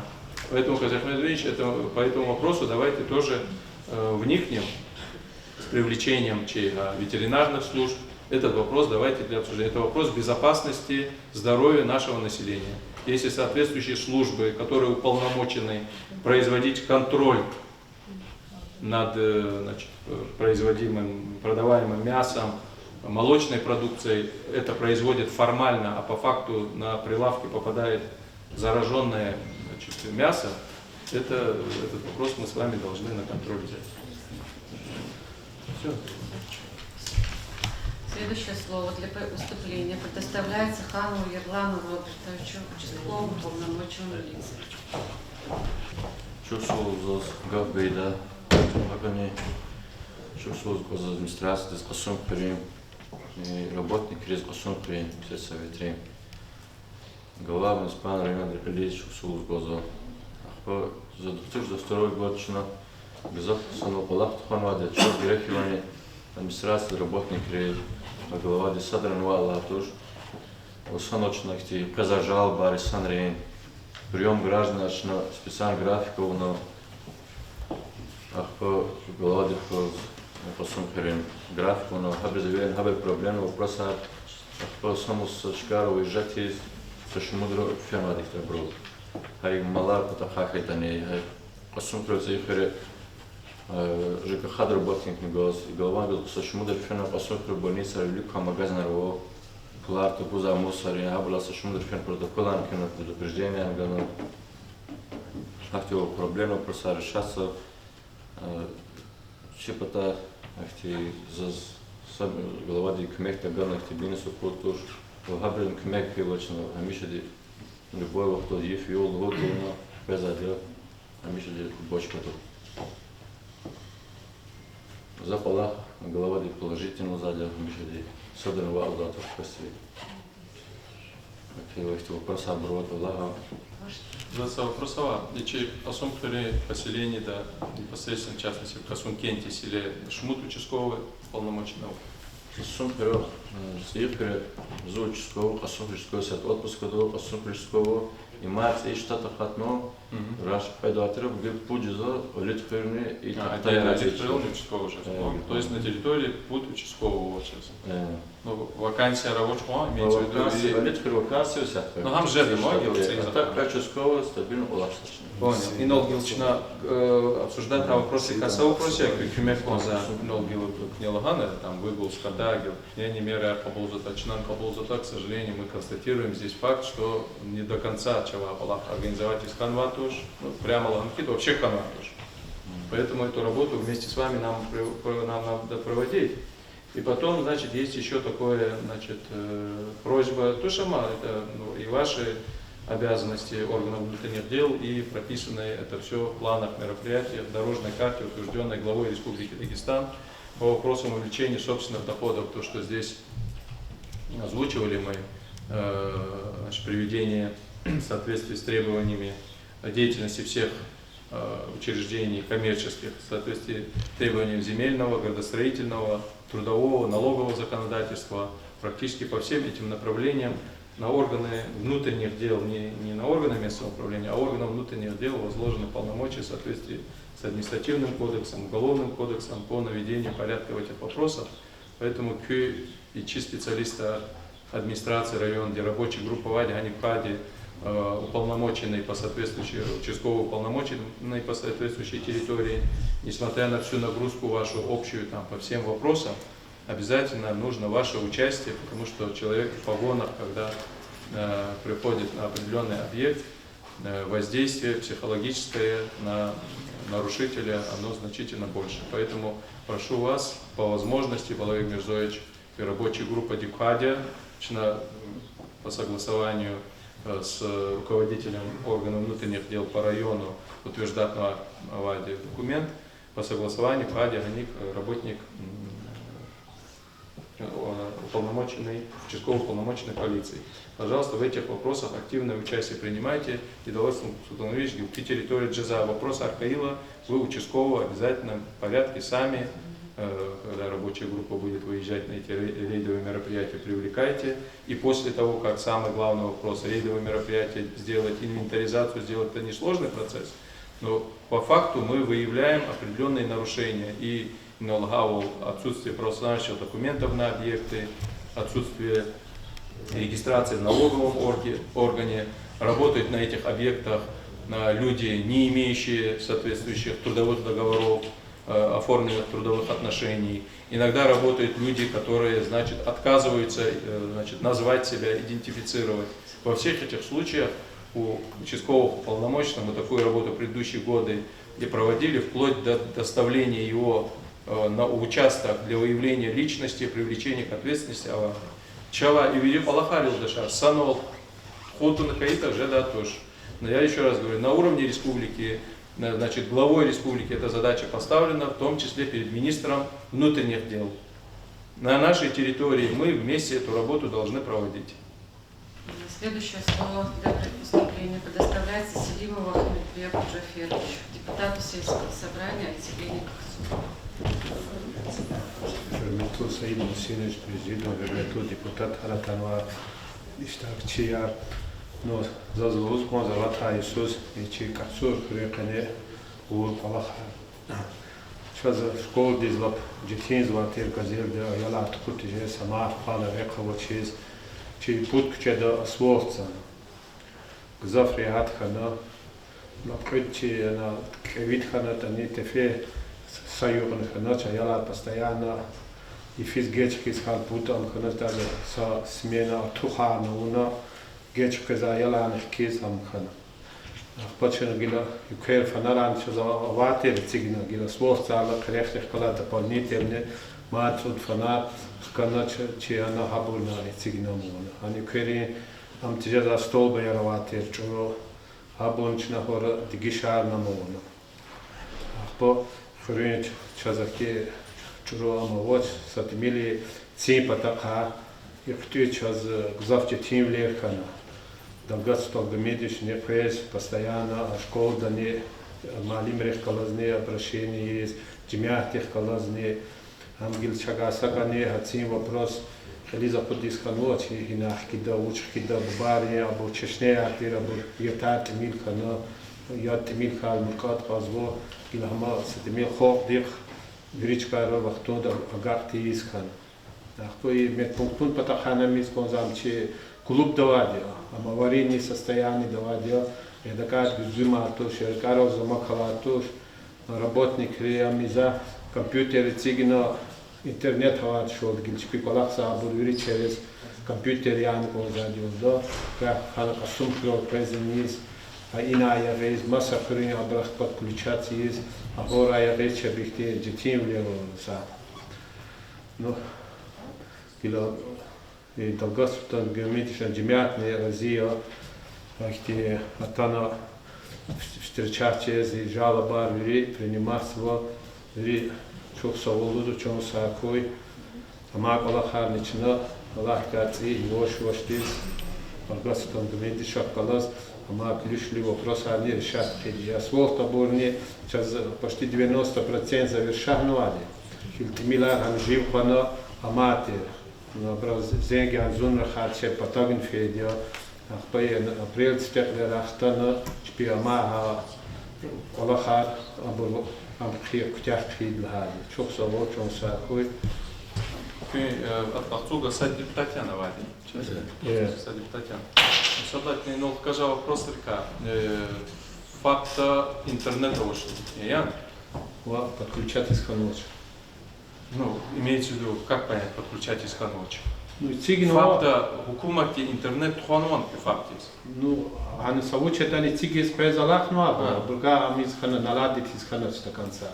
Ама бывает, сейчас всякое поручение вади. Во-первых, и налачи ама структура реальные руководители зимового подавал. Чизал лахалимо, в том числе администрации поселения. Сейчас 2020, 2021, 2022 годах по федеральной государственной программе значит, правительством Республики Российской Федерации всем образовательным учреждениям, администрациям сельских поселений, учреждениям здравоохранения были выделены, не им, вернее, вообще выделены были средства для того, чтобы во всех этих учреждениях, так называемых социально значимых объектов СЗО, провести высокоскоростной интернет. В том числе за налоговой ФАПы. Если час 10, в том числе из поручений главы республики, представить информацию, где эти работы проведены, есть ли наличие, теперь дальше оплату и дал ежемесячной проведенной интернет-связи, есть ли заключенные контракты с соответствующими Ростелекомом или иными структурами, и есть ли задолженность по ранее оказанным услугам связи. Авля и чазовать и на территории здравоохранения, образования. Гусейн Евгеньевич, во вторник совещание, кто на мониторинг проведите по всем учреждениям образования, где эти работы были проведены, дайте вот эту информацию. Абдуль Бабаевич по линии здравоохранения запросите, потому что глава Дганва поручений, да, представитель правительства Дганва поручений, так Хенло, Минздраву и администрациям главам муниципальных районов, хотя учреждений мы к ним отношения имеем, но тем не менее на нашей территории раз, значит, сейчас не гонок поручений. В том числе по этому ФАПу надо посмотреть, если государственный контракт был, а если они не выполнили работу, значит, главврач должен был подписывать акты выполненных работ. Если не подписал, значит, до Минцифры мы должны довести, что ФАП в селении, значит, Хавцук, работы не проведены, некачественно проведены. Эти вопросы надо довести. Оборудование ЦИГУ, оно докарано, не, подождите, да. Вопрос такой. Установили технологическое оборудование, подвели связь, в учреждении есть интернет-связь высокоскоростной, там минимум, я сейчас не помню, 10 мегабит в секунду или какой, есть интернет-связь. Эта связь или есть, или нету. А там то, что кто-то приходил, уходил, приезжал, нам это зачем? Есть на сегодняшний день связь или нет? Нет. Ну нету, мы отдельно, значит, с главврачом уточним этот вопрос. Ну по школе я не знаю, у вас информация есть или нет. Гусейн Равлевич в рамках остальных тоже уточните, по Ахтубской школе вот это именно связь есть, и дальше вот эти моменты, задолженность, договор есть или нет, задолженность есть или нет. По части водоснабжения Киликной Алдашар, в любом случае перспективное развитие, значит, муниципалитета, в том числе каждого населенного пункта у нас должно быть. Но по Касумкенту у нас сейчас есть определенное понимание, хоть мы здесь сложности, значит, обсуждаем, что там где-то перерыли, не закопали и так далее, да? Но тем не менее есть глобально решаемая проблема линии водоснабжения новые, чтобы вода в Касумкенте постоянная была через вот этот магистральный водопровод. По Ахцугу, Далгат Владимирович и Роберт Владимирович, вот есть у нас понимание, как вопрос водоснабжения там должен решаться в конечном итоге. Ну хорошо, сейчас мы крупные все населенные пункты проведем водоснабжение. Вот сейчас Чумур тоже подключаем к внутренним линиям. Но в идеале в Ахцуге тоже должны быть линии водоснабжения, правильно? Да. А понимание, как это должно производиться, куда они, источник водозабора у нас есть, как должно решаться, понимание есть, хотя бы на бумаге, что вот не сейчас, а через 5 лет, через 10 лет, куда мы движемся, у нас понимание есть по Ахцугу? Что совместно, и Совет Фитин, Максим Патаха, проблема Чахидовадана. По источнику Арактибур, она пороза между жадя. По Авадя, бро, основное население, геникое население используется для Вацуркаря, Бургарян, она подзадья. По единственной системе, если водоснабжение Амис-Анкета, проектирование Арбурис-Анкета, вот эта система подземная. Водозабор, скважина, да? Скважина. Понятно. Ну, это, соответственно, Рамадалыц Владимирович, по всем сельским поселениям вопросы водоснабжения, но тем не менее, водоснабжение, электроснабжение, газификация, все проблемы, какие есть. И даже вне зависимости от того, у нас сегодня есть возможность финансовая или нет, мы эти вопросы должны двигать, потому что Кёчизу сейчас в 4 населенных пунктах наших внутренней линии водоснабжения или уже на завершающей стадии, или там сейчас начинается строительство. В Чумурском сельском поселении сейчас идет проектирование, чтобы, значит, было. В Даркуш-Казмаляре мы сейчас обратились, да, чтобы эти внутренние сети проектирования строительства Минстрой Республики включил. И точно так же по всем сельским поселениям, всем населенным пунктам, в любом случае у нас готовые предложения должны быть, как мы выходим из ситуации. Или их подключаем к этому магистральному водопроводу нашему Сардаркен, Даркуш-Казмаляр, там, где это есть возможность. Или мы выходим из ситуации Чмурда-Учунвать, водозабор с реки. Да, водозабор с реки, очистные, и дальше все эти пускаем. Или вот, как во многих, значит, населенных пунктах и горной части республики, в том числе нашего вот, Северного Дагестана, Аварских селах, эти артезианские скважины и так далее. Каждый конкретный, все равно решение должно быть. И вот, возвращаясь к этому вопросу, сейчас я же говорю, через ЖКХ, но, к сожалению, ВКС накладка Ханкфену, вот мы сейчас отчитались Минстрою Республики на их запрос, что у нас во всех сельских поселениях есть разработанные ККР, да, программы комплексного, как он называется, ну, комплексного развития коммунальной инфраструктуры, одним словом.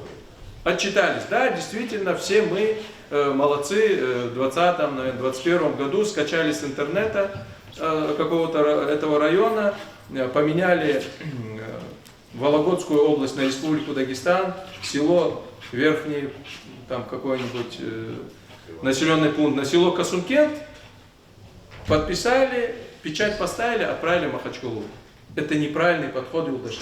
Вот есть село Кахцук, в селе Кахцук нужна вода, нужно электричество, нужен газ, нужны дороги.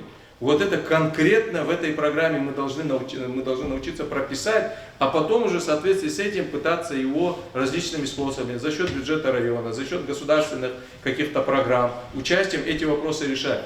А мы исходим из того, что час аватуш, ну, птяха, дальше что? Ну вот депутат тоже, ну депутат понятно, волеизъявление, значит, жителей, да, нам здесь выражает, говорит то, что жители, простые люди говорят, что вот сейчас я доводчик, проблема вот. Но мы-то же органы власти должны дальше предложения какие в каком направлении мы двигаемся. То же самое касается и Сейткентского, не знаю, депутат Сейткента есть или нет. Ну и в конечном, и Касумкента самого тоже. Вот это нам предложения должны быть. Не только по этой части, да, но и по части школ. Вот школа, Гусейн Евгеньевич, мы с вами обсуждали. И категории дикакации. Ахцубские школы, новое строительство началось, капремонтик кто-то же за ней. Или мы исходим из того, что там ничего не сделаешь, мы строим интернат и переводим детей в последующем куда-нибудь в Касумкент куда-то. Какой у нас путь по ахцубской школе? Статус аварийности получен после безопасности, земельный участок очень строительство, поэтому заявить не можем.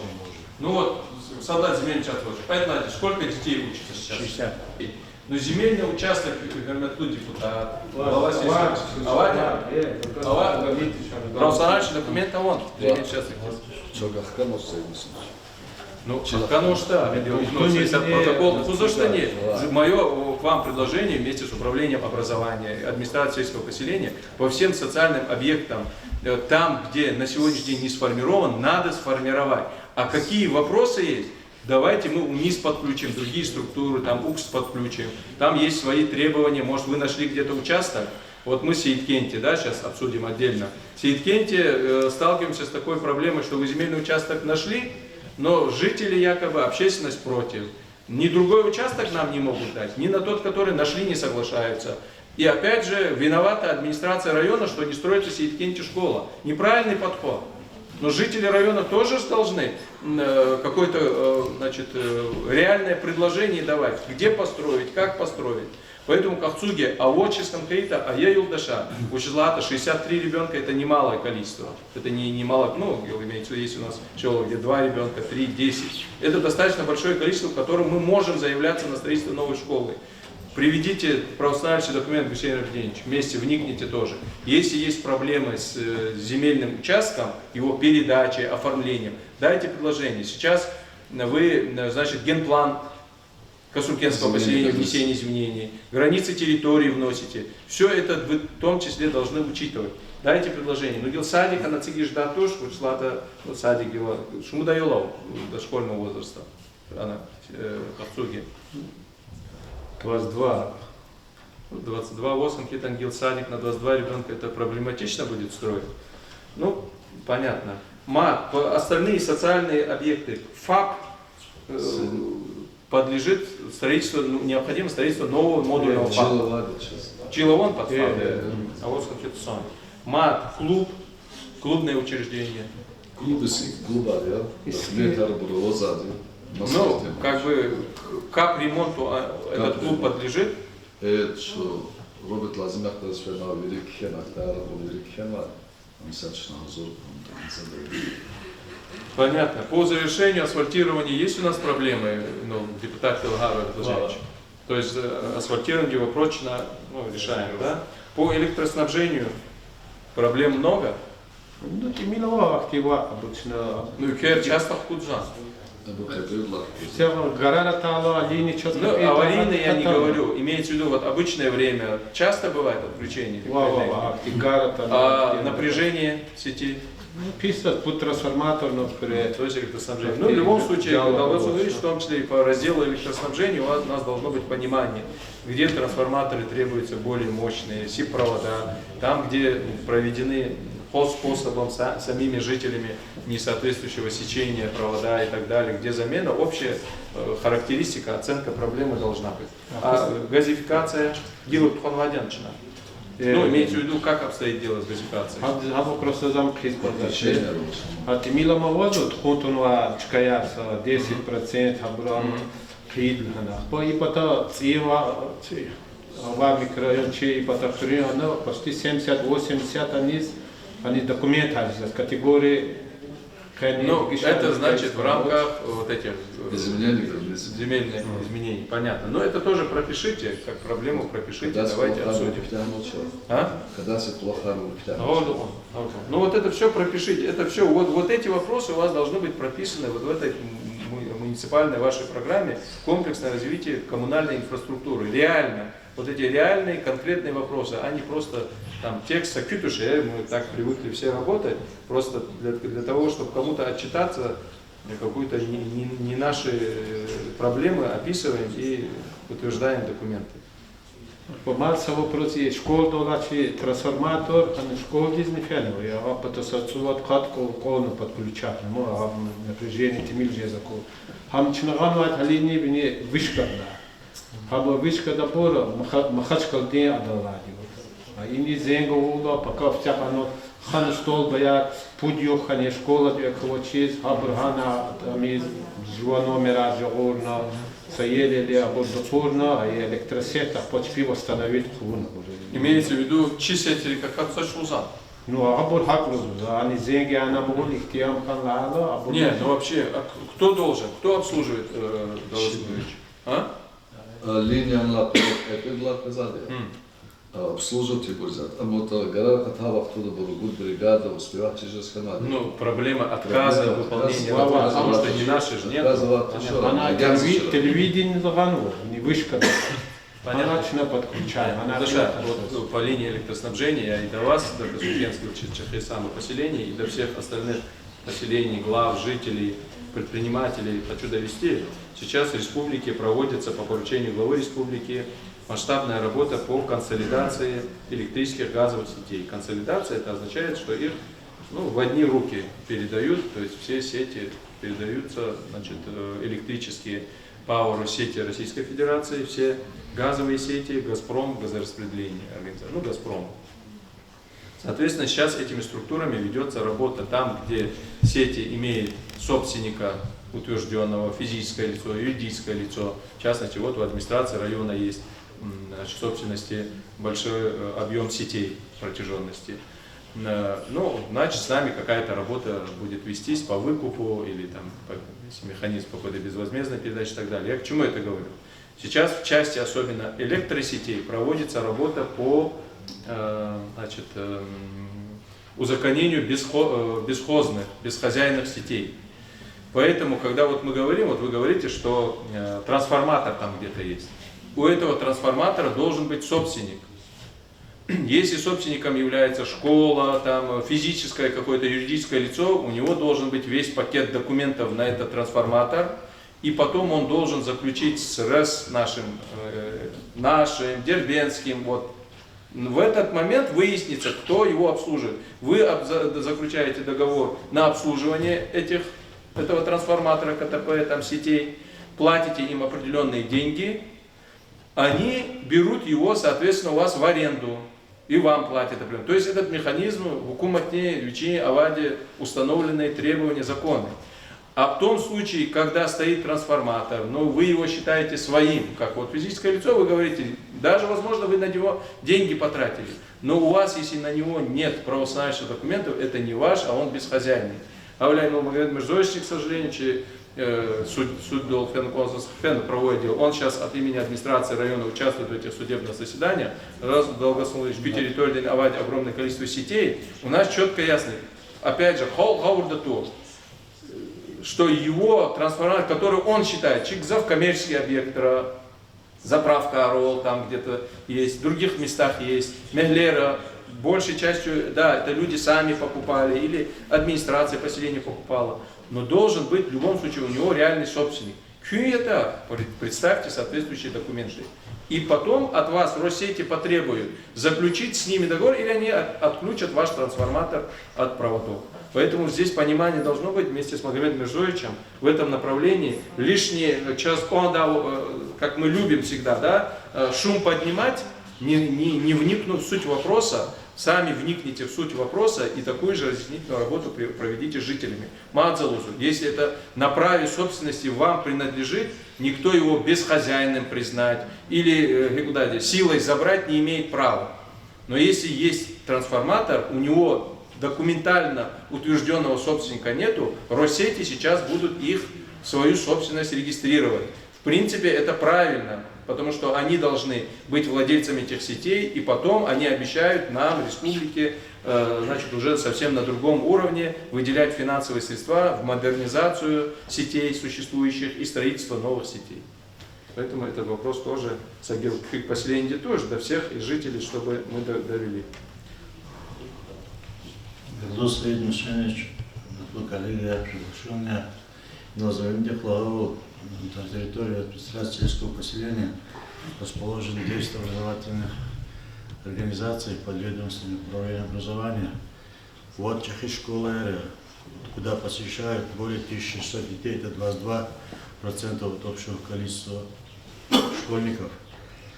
Тут школа без таких проблем у нас нет, только за Индихлау. Саидкенская школа, это 143 ребенка посещают. Школа аварийная, требуется строительство.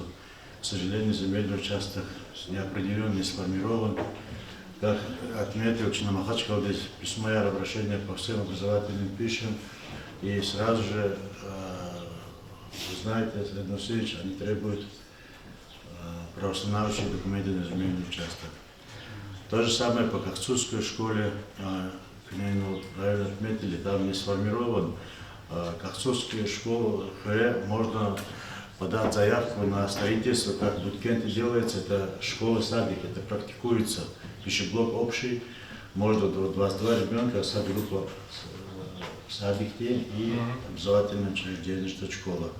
Ну, школу-сад можно там построить, как бы. Также путь Чахи-Садикову, куда посещает 45% всех детей, более 270 детей, это Косункетский детский сад 1, 2, 3. Из них Новопоселковый детсад, это типовой. Мы договаривались с управлением капитального строительства. В этом году мы заявляли Новомакинский детсад на участие в капремонте. В следующем году Косункетский детсад номер 2. Детсад номер 3, куда посещают около 100 детей. И номер 1, около 80 детей, это аварийные садики. Поэтому тут тоже требуется строительство. Опять же, подать заявку мы не можем, и мы с вами обсуждали, вы дали нам поручение тоже, и меценаты готовы посодействовать, и наши депутаты, к сожалению, тоже нет сформированного земельного участка.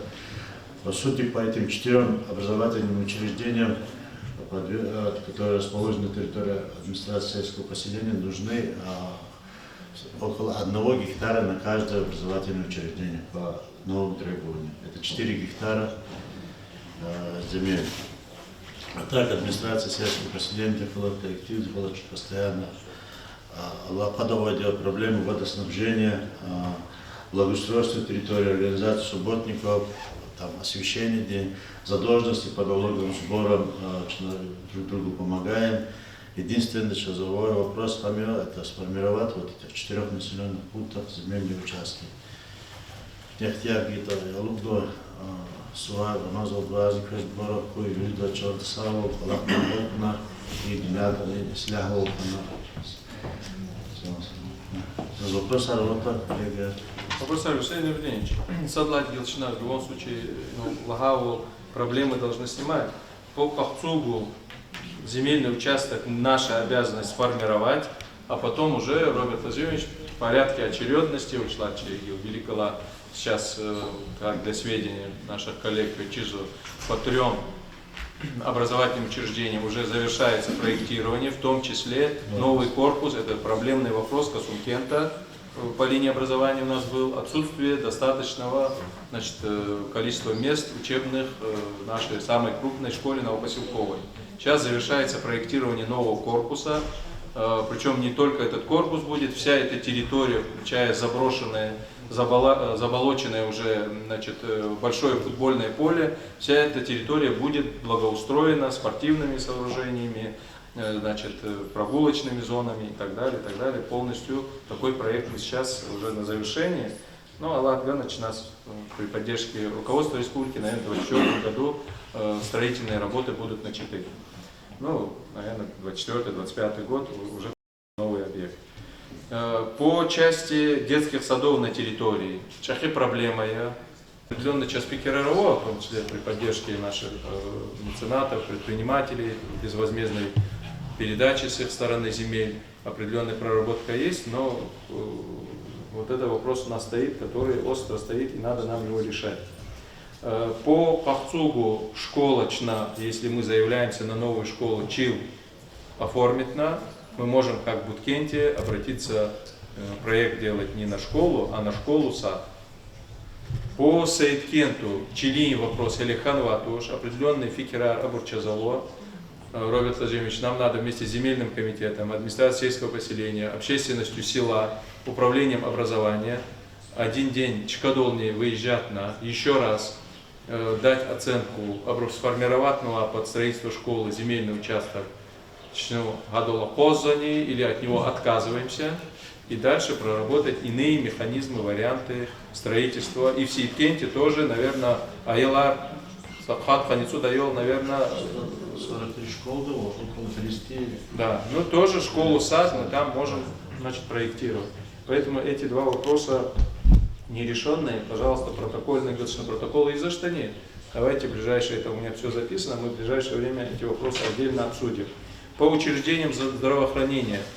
В Сииткенте учреждение здравоохранения, то есть отдельно стоящего ФАПа нет. Чили документа он. Сформированный земельный участок под ФАП есть. И то же самое в Пахцуге, да? Сформированный земельный участок, документ есть. Пахцуг даван, и ФАП всегда отдельно. Ну, по Касункенту у нас дело центральная районная больница, поликлиника, тоже определенные проблемы есть, но мы их знаем.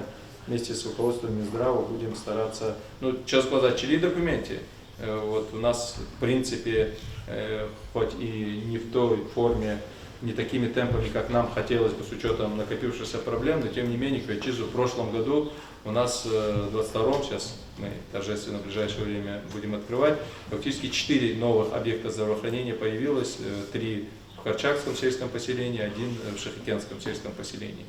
И в этом году уже контрактация идет, в Асаликенте, значит, модульный ФАП появится у нас в ближайшее время. Поэтому вот эти все вопросы потом упираются у нас в то, что отсутствует правоустанавливающий документ на землю. Павля, еще раз вместе с земельным комитетом Ламанину, пожалуйста, это ваше направление, вы должны курировать. Вы когда здесь, я почему вам замечание сделал, когда вышли, эти все вопросы вы должны озвучивать. Правоустанавливающие документы на строительство, это же не сейчас возникший вопрос. Это протокольные поручения уже года 3-4 у вас. Вести свод, значит, земельных участков в разрезе каждого населенного пункта, каждого сельского поселения о наличии правоустанавливающих документов. Там не только это, там и улично-дорожная сеть, там и мечети, и, значит, все общественные, значит, объекты. И те, которые существуют, документы, что были, и те, которые мы в перспективе, значит, планируем. И по учреждениям спорта, Зайнулагала, Новопоселковая школа Нацигала, сейчас Гзавферера, школа Рацигала, появляются соответствующие волейбольные, баскетбольные площадки, мини-футбольные поля.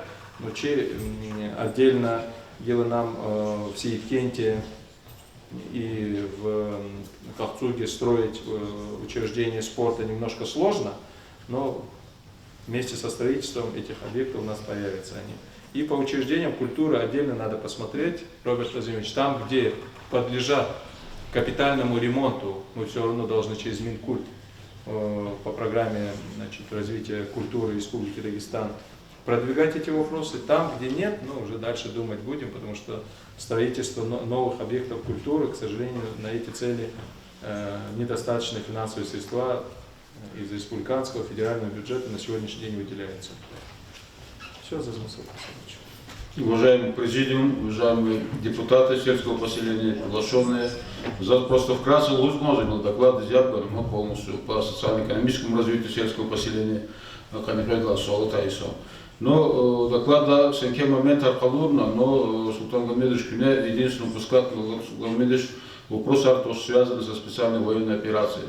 Шазо есть чем полностью ферма отдела, и была харидалнее какое-то влияние на года казах надо.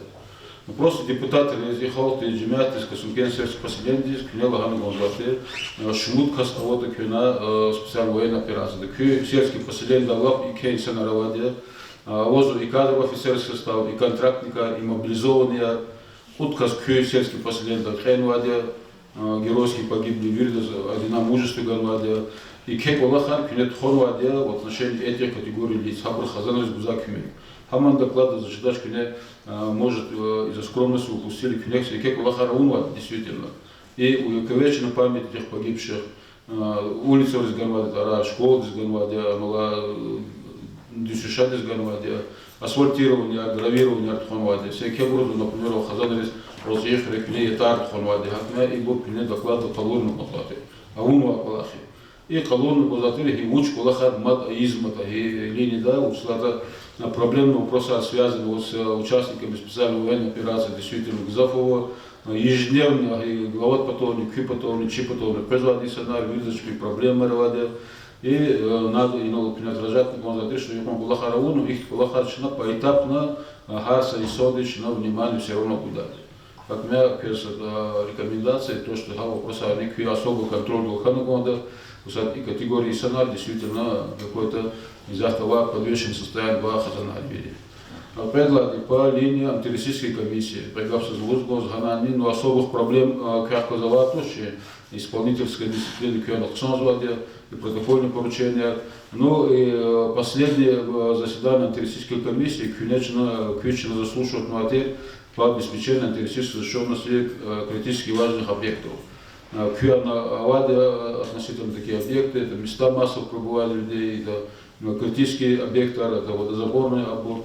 Ну, как получу, обижать не ходи, действительно, по обеспечению именно антитеррористической защищенности и объектов надо что-то улучшение сделать.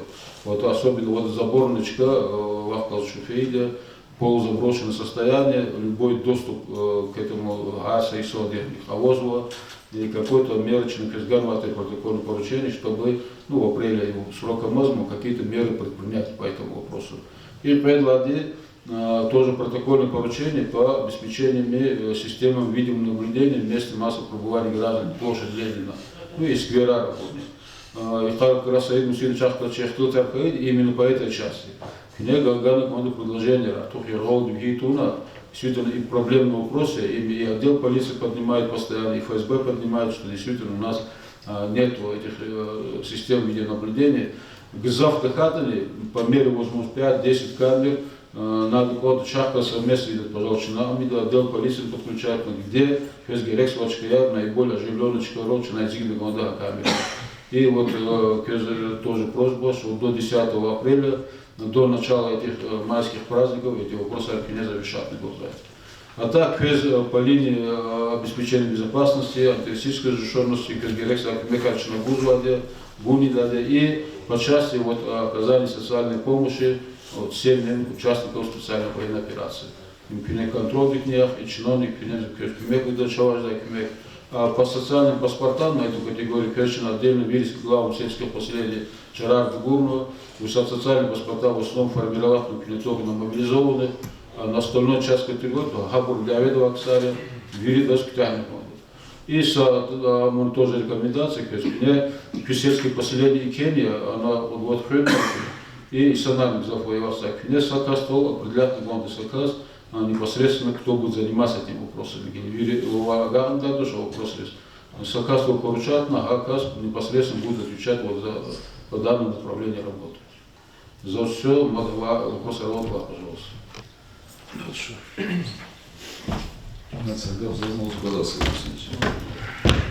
Но Лорик Мезович анаксуах тутар ауна. Ночи моп ЖКХ Касумкен цели даже дали благоустройство чипи хозом месяца. Цели даже дава вот только чипи са межит леса кампа зашкодал сакасеват.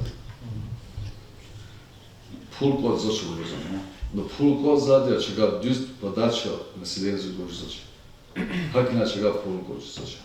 Учислат 85% кес прекрасно жили задя. Сошли что Хас кмек геркатав кюкли позадел, что сколько кмек харгуза. Кмек харгуз сейчас линия якехти вопрос архива тут чуна кезалашаться. Хит казоми садета, ну сейчас рахталура, Богдан Мезович сейчас. И Эмбуди сейчас авади уборсярне и уборсярне авади 8000 зарплата. И паркарский забор 4500. Пинелаха хабри зауч хун аису хунат хабри казоми садем благоустройство. Ну если хотите раховский канон сейчас ман ксори. Глава сельского поселения докладных неябгана и общественности депутатского корпуса, заслушали мнение руководителей структурных подразделений администрации, которые в каждодневном режиме взаимодействуют с администрациями сельских поселений, в том числе Касункенского. В целом, конечно, за Налджалагау администрации сельского поселения проведена определенная работа на территории сельского поселения, но в то же время еще раз хочу отметить, что сложно в наше время работать, потому что требования и со стороны жителей, и руководства республики, к нам уровень требований это совсем иной. И возможно он намного выше этот уровень, чем был 10, 15, 20 лет назад. Поэтому, к сожалению, и мы на уровне района, и в том числе наши сельские поселения, не всегда мы поспеваем за этим уровнем этих требований, поэтому здесь у нас есть большой потенциал, еще есть определенные недостатки, недоработки. Но я хочу сказать, что здесь мы обсуждаем в основном, конечно, всегда проблемные вопросы, и то, что сегодня обсуждали по различным сферам, и коммунальной инфраструктуры, образования, здравоохранения, отсутствие учреждений, необходимых нам, нашим жителям. Но в то же время для решения этих вопросов всего два выхода есть. Первый – это увеличение собственных доходов, чтобы вы могли асфальтировать больше, ремонтировать больше и по линии ЖКХ, там где-то капремонт каких-то объектов производить, где-то создавать условия для комфортного отдыха жителей. Здесь есть механизм, один из важных, увеличения собственных доходов. Администрация сельского поселения, Касункенское поселение, это районный центр, здесь сосредоточено огромное количество коммерческих объектов. Здесь Балабек Мирзоевич уже цифры называл, у нас более-менее благополучное, вот то, что цифру он назвал, что у половины примерно объектов есть правоустанавливающий документ на капитальное строительство. Налог на имущество физических лиц – это основной источник дохода сельского поселения, вашего сельского поселения. Если между двумя мостами мы собираем, грубо говоря, 200 тысяч, зарегистрирована половина объектов, это означает, что 200 тысяч мы с вами сейчас не собираем. А эти объекты там не вчера появились, они стоят годами. Вот эти все годы они эти налоги не платят. Мы с вами как раз на днях обсуждали узаконение одного из объектов. Земельный участок вами, администрацией Касункенского сельского поселения, выделен в 2007 или 2005 или 2007 году.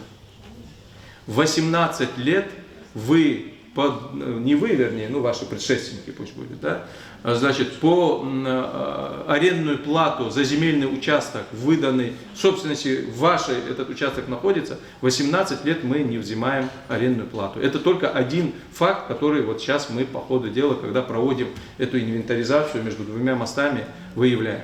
Поэтому здесь фронт работы огромный. Потенциал огромный на территории сельского поселения. Сейчас огромное количество объектов новых строится. Мы только приветствуем, готовы оказывать всю необходимую помощь в оформлении правоустанавливающих документов и на земельный участок, и на объект, выдачи соответствующих разрешений всем нашим предпринимателям. Но нам надо их с первого дня обращения их в администрацию сельского поселения, администрацию района приучить, что они не только права имеют, но и обязанности после строительства этих объектов. И что мы вопросы, связанные и с уплатой налогов, и с благоустройством территории, и заключением договоров по водоснабжению, по вывозу твердых коммунальных ТКО будем от них требовать. Поэтому, еще раз, Давлет Султанович, рабочая группа сформирована. Мы практически каждую неделю, я с вами встречаюсь. Помимо этого, вам никто не мешает в ежедневном режиме эту работу проводить. Пожалуйста, вместе с Управлением финансовой экономики и иными нашими структурами, с привлечением, то, что мы здесь обсуждали, работников правоохранительных органов, эту работу доведите. Вот мы говорим, между двумя мостами, 37 объектов, из них 20 имеет право собственности, регистрацию права собственности на объект капитального строительства.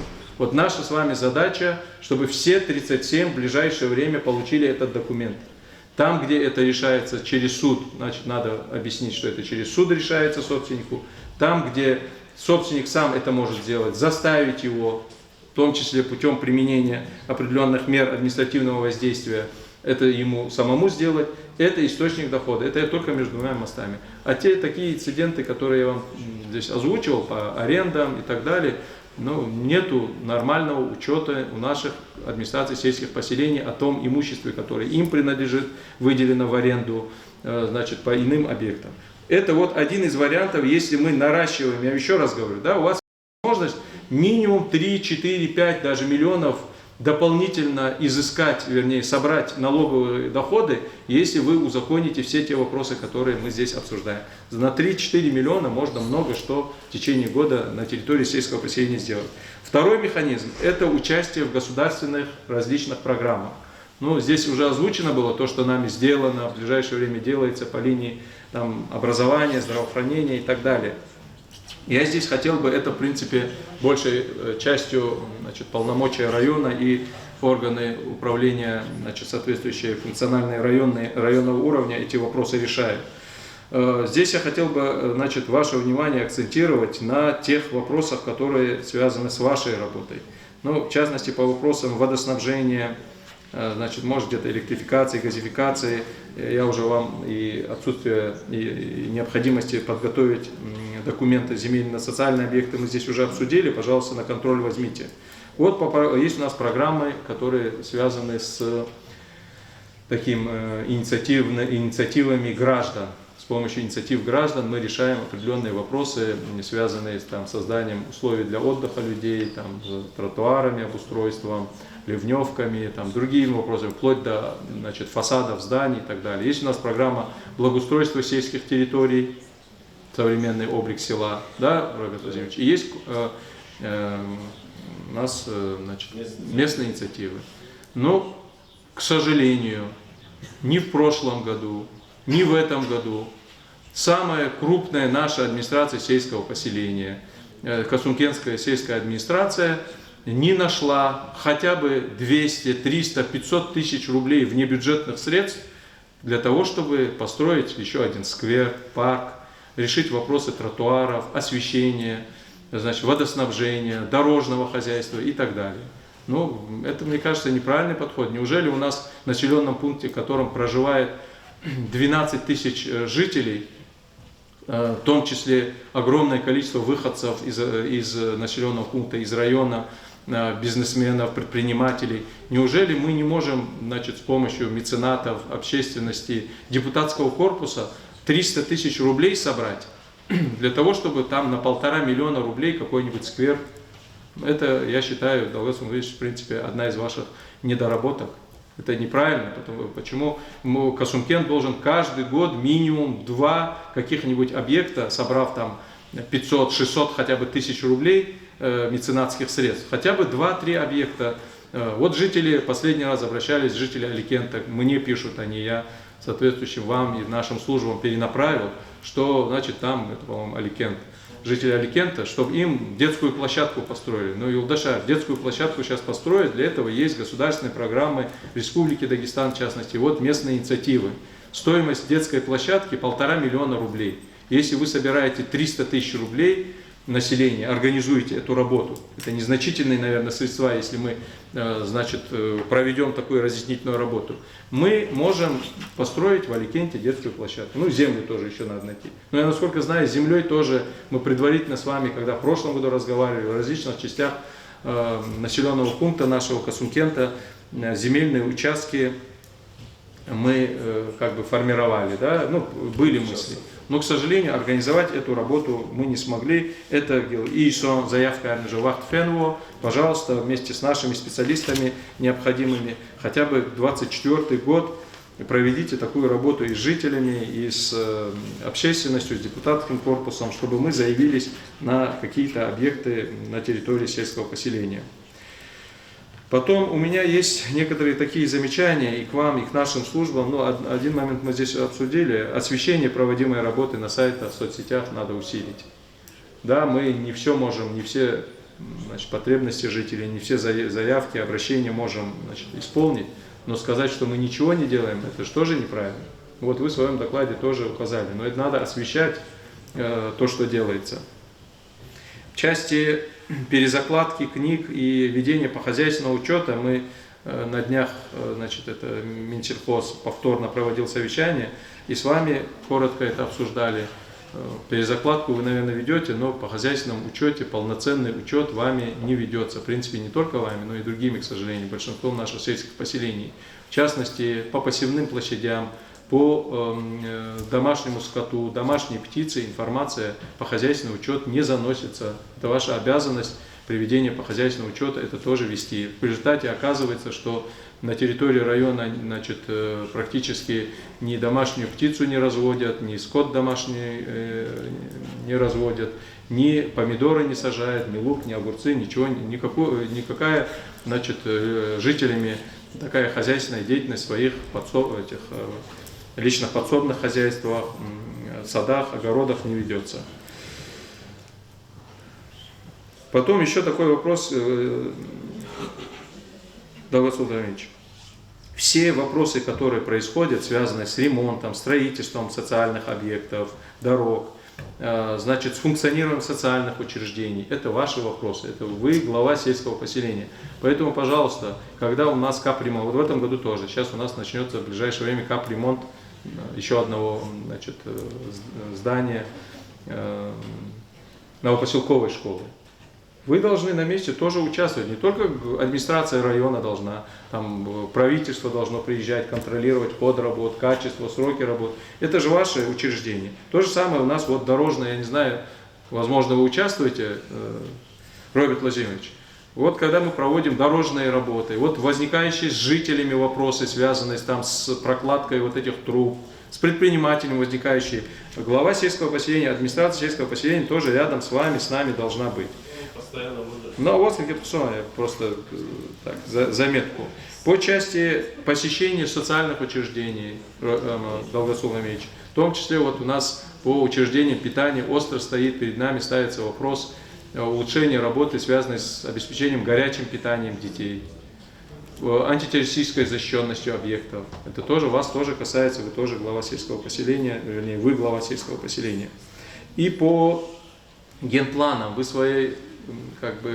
своем докладе не отметили, хотя это один из основополагающих вопросов в развитии сельского поселения. Сейчас, значит, практически уже нельзя без актуализированных генпланов, внесения в ЕГРН границ территорий ни одно разрешение на строительство выдавать, ни один социальный объект строить. Вы даже в вашем докладе на этом не остановились. В вашей части, значит, генплан, на какой стадии, что с ним надо делать, есть ли финансовые средства, какие у вас мысли, что делать с тем, что отсутствует этот документ.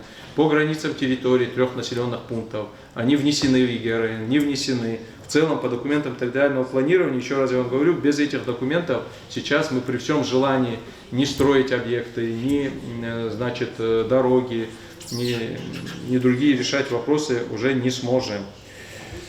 Ну, в целом, как здесь я сказал, мы работу определенную проводите, вы, Давлат Султанович, я вам, вашему коллективу, в том числе вашим структурам при администрации и МУП ЖКХ, и благоустройству территорий благодарен в условиях сложных, в авральном. К сожалению, вот наша проблема в том, что мы вынуждены все эти вопросы в авральном режиме решать.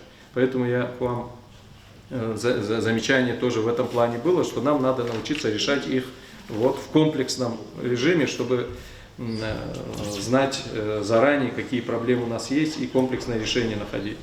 Еще раз, значит, благодарю вас за проведенную работу, но и, пользуясь случаем, еще раз хотел бы обратиться и к общественности, и к депутатам, и к целым жителям района. Администрация сельского поселения, глава сельского поселения, даже если у него работников 20, 30, 50 человек, на такой огромной территории без вашей поддержки эту работу проводить не может. К сожалению, у нас участие жителей, даже депутатского корпуса, общественности, кроме того, чтобы обозначать проблемы, предлагать решение каких-то проблем, участвовать, когда мы пытаемся какие-то вопросы решать, на сегодняшний день недостаточно. Поэтому я в конце своего выступления обращаюсь ко всем жителям района, общественникам, чтобы они активнее участвовали в каждодневной работе. Все, спасибо, у меня других вопросов нет. Я пользуюсь возможностью, пока вы итоги подведете, коллеги, это и Касумкенского сельского поселения, нашего МБУ благоустройства касается, депутатского корпуса, актива села. и наших структурных подразделений, в частности телевидения, управления образования и в целом руководство администрации района. Завтра в 10 часов в районе Обелиска у нас предполагается намечено такое мероприятие, посадка зеленых насаждений. В этих целях с Махачкалы приедет заместитель председателя правительства Республики Дагестан, планируется, и руководитель комитета по лесному хозяйству Республики Дагестан. В принципе, все организационные вопросы уже готовы, но, пожалуйста, Зайнуллаха структуры вместе с Мустафой Абузаровичем, он занимается организацией этого вопроса вместе с нашим территориальным подразделением лесного хозяйства, комитета лесного хозяйства. Пожалуйста, вникните, там определенные есть вопросы к вам всем. То, что здесь ничего сложного нет, то телевидение — это информационное сопровождение, сайт, газета, управление образования — это старшеклассники новопоселковой школы, администрация сельского поселения на вашей территории, это вопросы будут решаться. Я не знаю, может, это Шагостарская территория, там у нас расхождение, но тем не менее, все службы, кого я здесь назвал, пожалуйста, примите участие в этом мероприятии. Все. Спасибо, Сергей Васильевич, за участие в нашем распечатанном собрании. Все ваши замечания, пожелания будут учтены в работе нашего сельского поселения. Спасибо всем участникам, присутствующим в заседании. Спасибо за внимание.